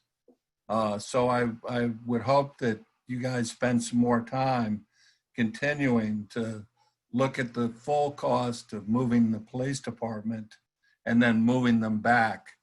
And then that spawns two questions associated with this movement of the police department. You probably know that a lot of us do not like moving the police department at all because that location seems to be ideal for a police department. However, my two questions relating to the police department are, number one, this West Amwell seems to be a very small community, and we also have a small community. It's probably a little larger than West Amwell, but has there ever been any serious negotiations to simply try and just regionally join those two police departments? Yes. So there have been several attempts to have a shared service agreement between the city of Lambertville and the West Amwell Police Department, all of which fizzled and died without an actual agreement. But yes, that has been an ongoing conversation in the city for decades. I want to note here that, and we've said this publicly before in the planning board meeting and in council meetings previously, we will not move the police department until we have a fully fleshed out plan of where they are going to land and what the cost of that will be. We are 18 months at minimum away from making that decision based on the timeline that was given, the extended timeline that we requested as a part of our negotiated settlement agreement with Fair Share Housing. Thank you. And I'm sorry, Harry, I've got a question here from Councilman Sanders. Yeah, No, I just wanted to very quickly note some color. I was part of a work group, Mr. Young, that along with Brian Trelstad, a former resident, and Dan Marley, who's a resident and former policeman, to work with the folks in West Amwell. And, we were very interested in trying to make this work. It does take two willing partners to entertain something like this. To me, it makes enormous sense to try to reach an agreement like this. But we just at the time, we didn't have a willing partner. But I think it's something that we, continually need to kind of take a look at these arrangements. But especially for the police, it's something that held a lot of attraction for me anyway. Well, that's good news, especially if you keep on it. I saw Governor Murphy today talk about the fact that the federal government is not going to give any money to the state and local governments. And he's saying that essential workers like firemen, policemen, hospital workers, they're all going to have to, a lot of them are going to lose their jobs and get laid off. I really believe we are facing a Great Depression. I don't see anything good happening with our president leading this out of this coronavirus mess. And because of that, I think that we're in for the beginning of a Great Depression. And I would hope that maybe, Mr. Sanders, you guys can get this thing renegotiating again with West Amwell. Maybe they might be feeling the pinch too. And it might make more sense economically today than it did in prior years. I want to state here that, you know, the city of Lambertville has received a grant from the state that would allow us to explore potential shared service agreements throughout the county. And I want to note here that Emily, our planner, and Alex, our business administrator, were key in us receiving that $75,000 grant. We are looking at multiple ways in which the city can streamline and save money throughout the county. But that, you know, I would encourage you and any members of the public to be very careful about your language, particularly around our staff. We are not at this time intending to lay or anyone off or you know, furlough any of our workers. Our workers are essential, and our police department is essential, and we've made that commitment to that. Well, I guess we're in better shape than Murphy is then. But thank you very much, Julia. Thank you. Can we get the next I'm sorry here. Before we move on, I see that Matt has his hand raised, but we have Helen Pettit, who had previously asked to speak. I'm going to ask that we pull Helen next as she has been waiting. Yes. Thank you. Helen, please say your full name and address into the record, then please proceed with your comment or question. Yes, so I have a couple of issues to speak on. The first would be with these two change order. We see that there are trees eliminated from that. Is this a closeout change order? The Shade Tree Commission had sent a memo after last month's meeting to Alex and Cindy, requesting that the contractor be held to the specifications regarding the tree planting, and that the performance and environmental bonds not be relieved until those specifications had been met. Not a single tree has been planted. So we were concerned about that. What's going on there with that change order? I see there are trees in it that are eliminated. That's first question. I'm going to kick this over to our business administrator. Hello? Yeah. Helen, can you hear me? Can everybody else hear me? Hear you. Okay. Yes. Alex, you know, I know that as a part of the negotiations that we did on the Clinton Street Phase 2, that we had identified areas in which those tree plantings and tree wells should be placed. Do you have an answer for the Shade Tree Commission at this time, or can we follow up on this at a later date?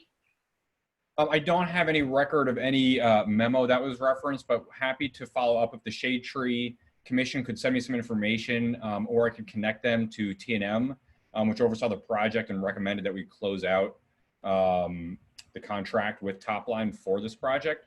Very happy to dig into that and make sure if there's something that they were expected to do as part of the contract, they obviously do need to do that. So this is the first I'm hearing about this, and certainly happy to look into it more if I can get some of that information. Alex, I can get that to you tomorrow. I apologize. I scanned them. Helen, if you wouldn't mind, Helen, if you wouldn't mind here, I think our clerk was speaking. Okay. Yes, Helen dropped them off last month. I scanned them, but I did not circulate them. It's my fault. I think I've got them like July 6th or something, but I will see that you get that first thing tomorrow. And I'll make the commitment Yeah. here that we won't, regardless of whether or not we pass the closeout agreements with the governing body, we will not finalize our contract with Topline until all of the specifications for our closeout are met. Mayor, we can hold that check until we're sure that everything's done. Thank you, Alex. Yeah, specific to that contract also, there was a problem with the telephone pole on the corner of Buttonwood and Clinton. Alex assured us that he was going to coordinate with Verizon to get the Verizon pole changed out, which is looking like a semicircular pole. They put in a second pole, so now we have 2 poles on that corner. And the situation has not been changed. So what happened with that issue? So Alex, I know that this was something that we've been in contact with Verizon regarding. If you don't have an update now, I'm happy to follow up with Helen and some of the other members of Clinton Street so that, I don't want to put you on the spot here.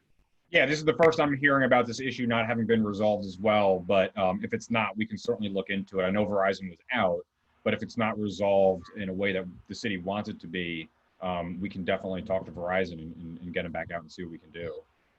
Helen, I'm happy to follow up with you directly regarding some of your concerns about the Clinton Street project, but I want to assure you here that we will hold any of the top line checks that have been approved tonight until those issues were resolved. We received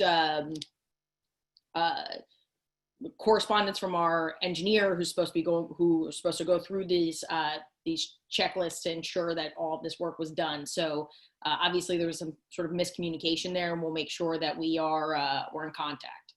Yeah, I will say the Shade Tree Commission spent a considerable amount of time of our loyal volunteer members to put those specifications in place, and we're looking forward to that. It was based on those tree plantings that we then went forward with our budget for this coming budget year with the number of trees that we anticipated getting planted in Lambertville.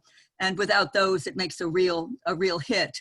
Specific to the loss of trees in Lambertville, another issue that I should bring to your attention, we had a donation from Monster Tree to deal with the ash borer situation that is affecting so many of our trees. As a demonstration project, they donated treatment of a number of trees. And importantly, the ones they selected were surrounding the approach to Lambertville from the New Hope Bridge, because they arch over the entrance, and they're a beautiful entrance into the city. Part of that property, as you know, is part of the bridge, the Toll Bridge Commission's property. And Lambertville Station and all, to participate in this donation of ash borer treatments. The one entity that we were not able to get to consent to our treating the ash borers was the Toll Bridge Commission.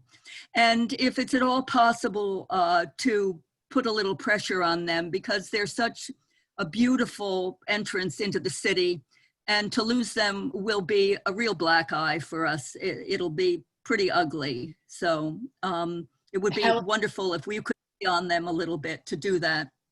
Helen, we have a member of our community actually who sits on the Delaware River Toll Bridge Commission. I'm happy to have that conversation with him and advocate for them to be partners in this demonstration. I appreciate you bringing that to my attention. Yeah, that would be great. It'll be a real inducement to members of the community to move forward to treat their ash trees when they see this activity showcased. The cost, just as your point of reference, to remove one of these big, beautiful trees can be thousands of dollars. $5,000 is the last quote for the last tree that we had to authorize removal at the Shade Tree Commission. To treat these trees, $200 every 2 years, and we need this. And if we can get the Bridge Commission to participate, that would be a real inducement to others moving forward too. Okay. Thank you so much, Helen. Okay, thank you. Alex and I will follow up regarding the Clinton Street concerns shortly. Tina, we have Matt Hansen. Yes. Matt, please state your full name and address into the record, then proceed with your comment. Matt Hansen, 105 Douglas Street. I have a couple things I want to address. There's about 3 items. The first item is I have a pothole in front of my home that has not been addressed since May 2019. I reported on May 2019 and spoke with the mayor in April 2020 about that pothole. And I just know what the process was further to get that corrected. We have, as a part of our budget, increased the total amount of patch that the city purchased this year in order for us to address some of those really significant pothole concerns. And we are working with the Public Works Department on patching some of those holes over the course of the next several months. We are a little crunched, both because we lost a member of our Public Works Department and are starting street sweeping activities again, as well as the increased, some of the increased service that the Public Works Department is doing as a, in response to COVID-19. So we are behind schedule on those road patches, but they, as we discussed in April, they are on the to-do list, and we are working towards getting them, getting some of the more egregious potholes in the city addressed. Thank you. Is there a time frame for that one to be completed? Since it's April is almost 4 months, what should I expect? All I can say is that we are working diligently with the Public Works Department at this time to do some of that road work, but we are down a man. We have more work to do now than we did previously. We've got, in the next several weeks, we're starting our street sweepers as well as Sparkle Week. So I can't give you a specific time frame, but we're working with Lester diligently on getting this done. I know it's a priority. That's why we budgeted for extra patch. Okay, good, great. And I just want to, there's two things. And the first thing is kudos to Cindy Iggy. I just want to say, I really am looking forward to the city recordings being posted. And I've been in contact with her, and she's working on getting that done for the last meeting. So I really appreciate her making sure that happens. So I know it's not posted yet from our conversations, but recording meetings is so important, and I'm excited for that to happen. And I really want to sort of say I'm appreciative of her for that. The police station site, Julia Taylor, the councilwoman, you had requested information, which we'll send to you. But my bigger concern is we should also be requesting information from the mayor and the administration on these things. Is that, Councilwoman Acero, you had said previously that you didn't know what budgets were, or you didn't know about the budget process. And this is a time for us to all step back and say, I need to learn about this process of the police station. So we now take a step back and say, what's going to happen in 6 months to 18 months, and what's the cost to our citizens? And I just want to say that to council, because while we're approving things right now, we don't know what the cost is in the future. And I'm very concerned about that. And I'm not against affordable housing, as the mayor's wife again stated online today. I'm not against— Matt, I'm going to ask you to keep my wife out of this. Thank you. But she commented on Facebook against me, and I'm not against that. I'm against the process right now. We don't know what's going to happen at the police station and what millions of dollars it may cost to relocate it and then also rebuild one. We don't know. And it's a variable that we don't know. And we need to really investigate that as council. I'm doing research of my own, but that's my own research in my spare time. But I can't really do it all. I wasn't elected to do that. But I will do research that is required, I guess, as a citizen. But I want affordable housing in this city. I really do, because it's important to our community. But the process right now is not, I think, transparent, and also what should be happening. And as like Council President said before, Acero, she didn't know about budgets before and she just approved them. We need to research things ahead of time. Matt, I knew about the budgets. I'm sorry. Come on. Council President Acero, please. Let's take this one step at a time here. We have, as a part of a significant policy change from the city in April of this year, said that we were going to be spending our time over the course of 2020 to study the budget impact of next steps of our development process. We have worked with Councilwoman Taylor and our community advisory team to begin to put together all of the potential studies that we could need in order to be able to answer that question. We are having these conversations in public hearings, so we are not holding back information that in any way. So there's no more possibility for me to be more transparent on this issue. Over the course of the next several months, we'll be studying this process and be able to further answer those questions on cost. Mayor? I saw Councilwoman Taylor's hand up first. Councilwoman Taylor, would you like to respond? Yeah, I really was going to say what you had said. I mean, Matt, I hear you, and I think the answer, while perhaps not satisfying, is that we don't know what the cost is, and that's exactly what we are trying to figure out. And that's what the CAT is in place to start to look at. And so if I had an answer for you, I would give it to you, but we don't. And ultimately, if the cost or the project doesn't make sense for us, then we'll have to revisit that. But for the time being, we're trying to figure out how to make it happen. We've heard you, we've heard all the residents who write in with these comments all the time and email, who speak here. All I can say is that I hear you, we are trying to come up with the answers that you're looking for, but they don't exist yet. I heard Julia's comments, but what if it doesn't work? What if in the end we approve all this and we approve this site and it doesn't work? Can we step back and say, it doesn't work? It's going to cost millions of dollars to relocate the police station. And can we step back? Because I listened to the planning board meeting the other day, and basically we're bound almost to the judge's ruling. Look, I think that there are members of council who have differing opinions on how to speak about this, but I will tell you, yes, we are bound right now. But the Fair Share Housing Center and the courts do not want to see affordable housing be the downfall of towns like Lambertville. If it comes to a point where it is not a workable project, we will be bound by our duty as reasonable elected officials I won't put this in anybody else's mouth. I will be bound by my duty as an elected official to speak with the court or advocate that we speak with the courts and Fair Share and say this isn't going to work. But right now, we don't know that. There's so much more that we have to figure out, and that's what we're trying to do in a responsible way. Councilwoman. I will just add that everything Councilwoman Taylor said is correct. The court will not force us to do something that is not workable at the end of the day, but we are required to take the methodical steps that we are taking within a timely manner to move the process forward.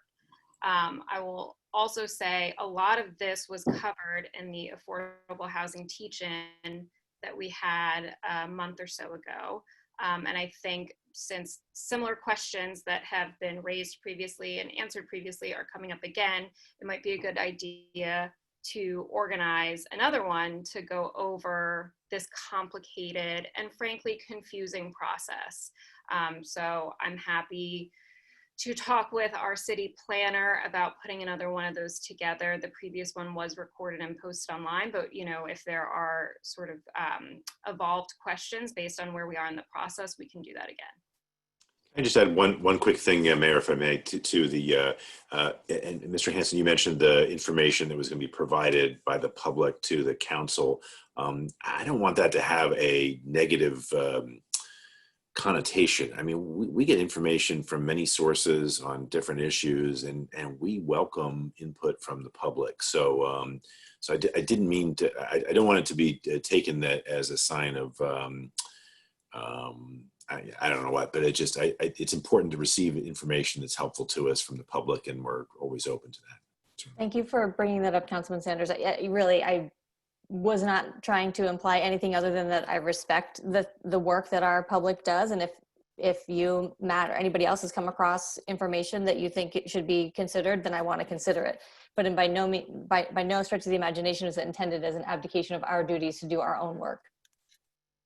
Thank you. And I appreciate Councilwoman Terrell and Urbish and Councilwoman Sanders for those comments. I appreciate the fact that you take the public's comment into that consideration. I think there's a lot going on, and I think we need to really think about what the next steps are for Lambertville. And we need to really think about what the council looks like. And I'm excited about the next steps. Thank you. Tina, can we have the next comment? Yes, Bart, please state your full name and address into the record, and please proceed with your comment or question. I don't see Bart. Bart, if you could raise your hand again. Can you promote Bart, please? Yes. Sorry, I pushed the wrong button there. Sorry. Bart Thurber, 53 Lambert Lane. I do think that having another session about affordable housing would be especially appreciated. Maddie, thanks very much. Councilman Sanders, I do want to mention, I just don't want people to be eluded about any potential partnership with West Amwell. I did speak with a leading official there just a couple months ago. I don't want to say the name because I didn't ask for permission to share it, but they said they've just spent an enormous amount of money moving the police station into the municipal building there in West Amwell. They were more than happy to get out of their old building. And there is no room for Lambertville police. I specifically asked that question. So on their part, there does not continue to be an interest in sharing. And then finally, Julia, I just want to thank you for putting me in touch with Matt Larkin at the library. I provided my credentials and background. I haven't heard back from him, but I know that the capital projects for the city are particularly dire. And so again, I reiterate my availability to help out. And again, thank you for putting me in touch with them. So. I spoke with Matt and our interim director earlier this week regarding those issues. Matt has every intention of reaching out to you. I would just ask that for a little bit of patience here. Our library board in particular is really stretched thin with trying to prepare for the application of round 2 and 3 of the COVID-19 regulations coming from the state, and they are volunteers. So I would encourage you to reach out to Matt again, but I know that he has from our conversation, he has every intention of taking you up on your offer. Yeah, I don't know if you can still hear me. I can. Okay. It was actually specifically because I am involved directly with COVID-related reopening of nonprofit cultural institutions that I thought not only for the capital improvements, but specifically because I am a director of a multi-million-dollar cultural institution covered under the same rules and regulations as libraries, that I thought it would be timely. But I completely understand that everyone is overwhelmed, including myself. So I just wanted to reiterate my availability. Thank you, Bart. I appreciate that. Helen, please state your full name and address into the record, then please proceed with your comment or question.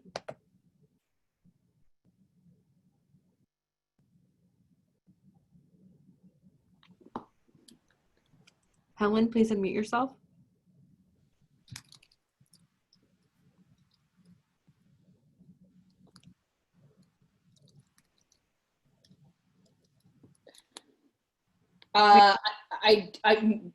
Perhaps Helen made a mistake in raising her hand again.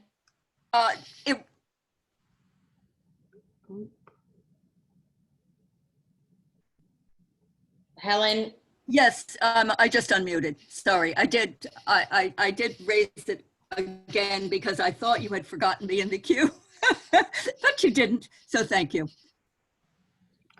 Do you have a question or a comment? No, I do not. Okay, great. We'll follow up on the rest of your stuff. Can we get the next comment? Yeah. Sean, please state your full name and address into the record, then please proceed with your comment or question.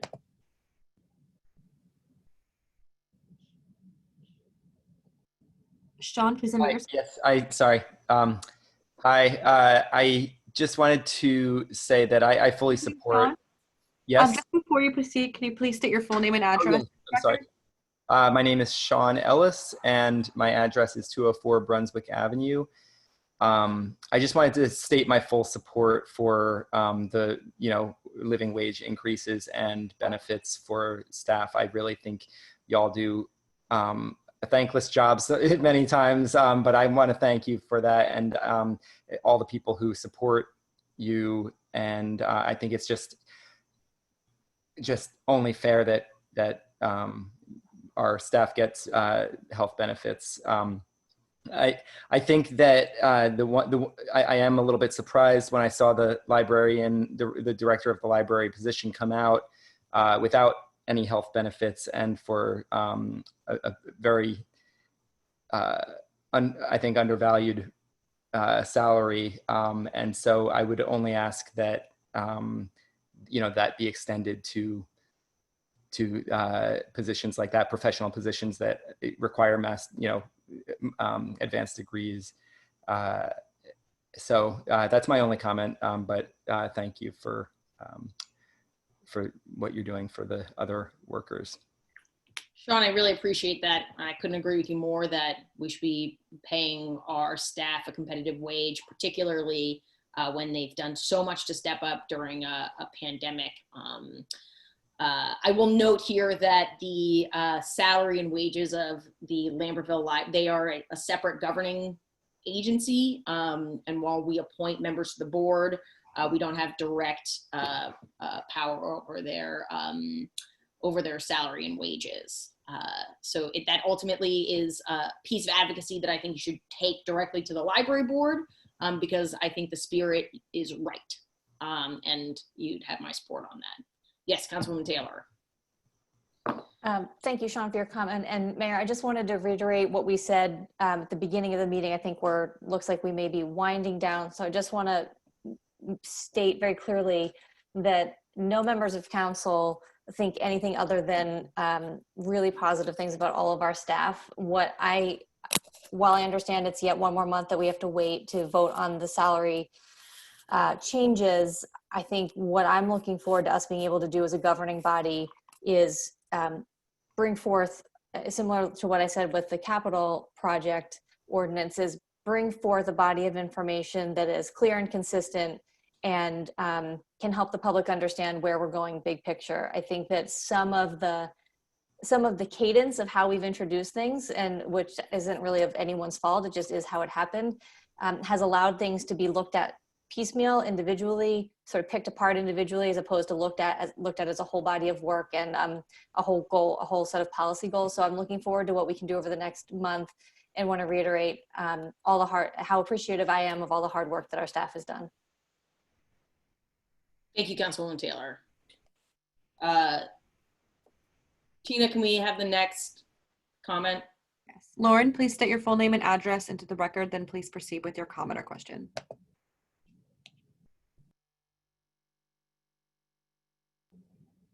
Hi, Lauren Kovacs, 90 Douglas Street. My only comment is that I asked the council to award, if this project for the police department moves forward, the development contract to the highest qualified bidder, highest cost offered to defray the cost of moving the police station. Thank you.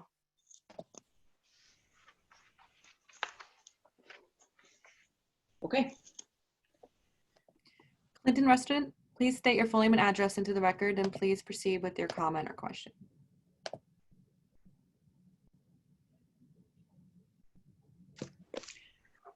Hi, it's Lily Chen, 17 Clinton Street.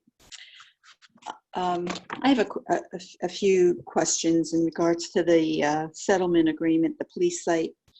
It's worded for the units to be minimum of 23 units and 5 unmet needs. It seems like the wording minimum of 23 units. Do we have a cap then on how many should be built on that site, since it's leaving wide open for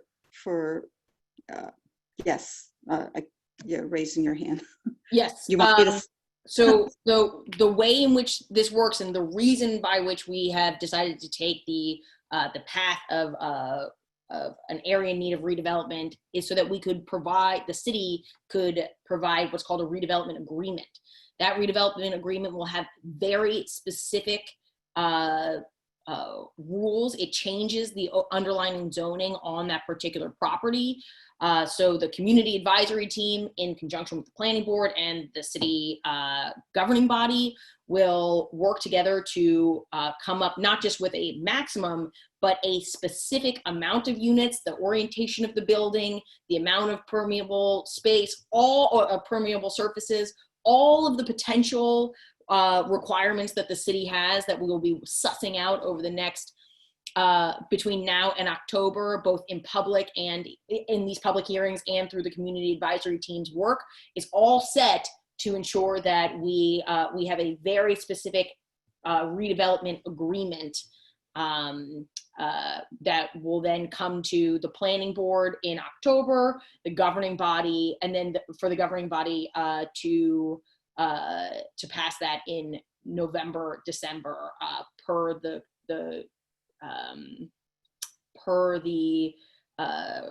agreement with the settlement. Thank you. If I could, Mayor, just one other important thing to note, Lily, is that not only are we going through this process, as the mayor said, and also just to clarify, what's happening in the fall would be the redevelopment plan. Redevelopment agreement would come later once we've chosen a developer. But the maximum number of units, maximum site coverage, all of that will be governed by all sorts of rules and regulations that New Jersey has about environmental concerns, all of our land use regulations. So it doesn't leave us wide open to some huge building. There are constraints on that site that we are aware of. And so there will be ultimately a reasonable number of units that is included in the redevelopment plan.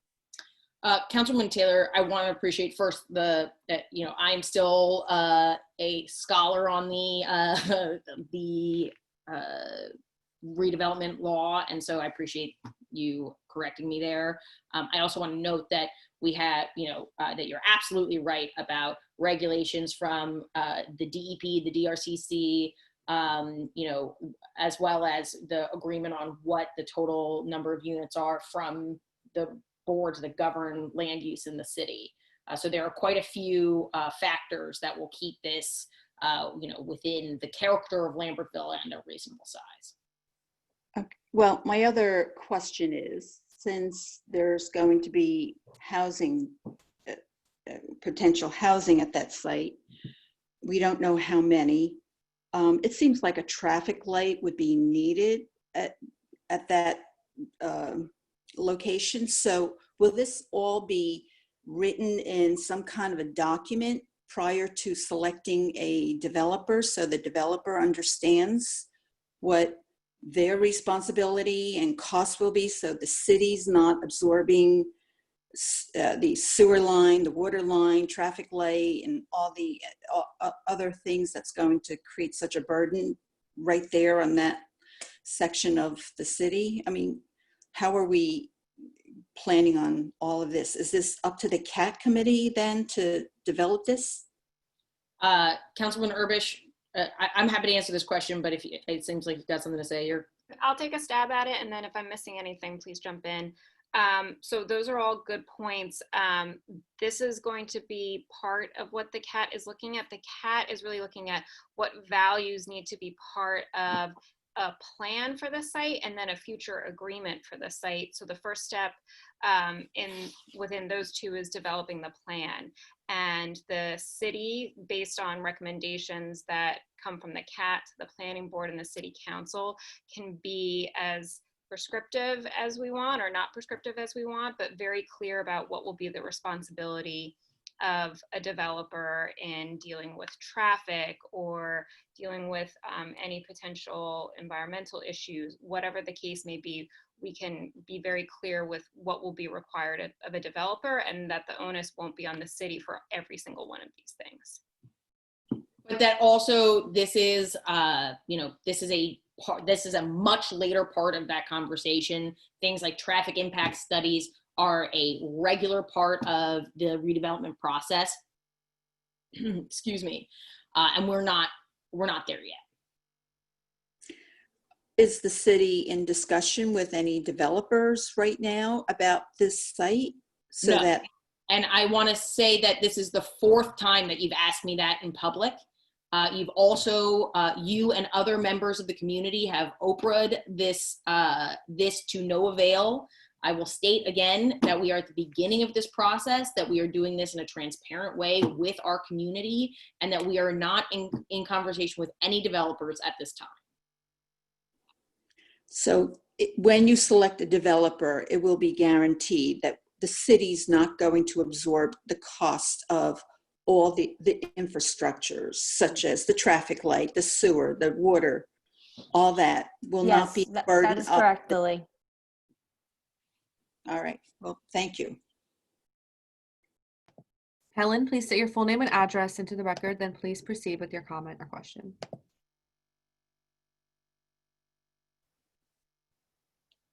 Helen, please unmute yourself and please state your full name and address into the record. Okay, sorry. Specific to the last commenter, Helen Pettit, 6 Buttonwood. This is Route 29. It's a state road, and the city doesn't have jurisdiction on placing any lights on state road. That has to be done through Department of Transportation.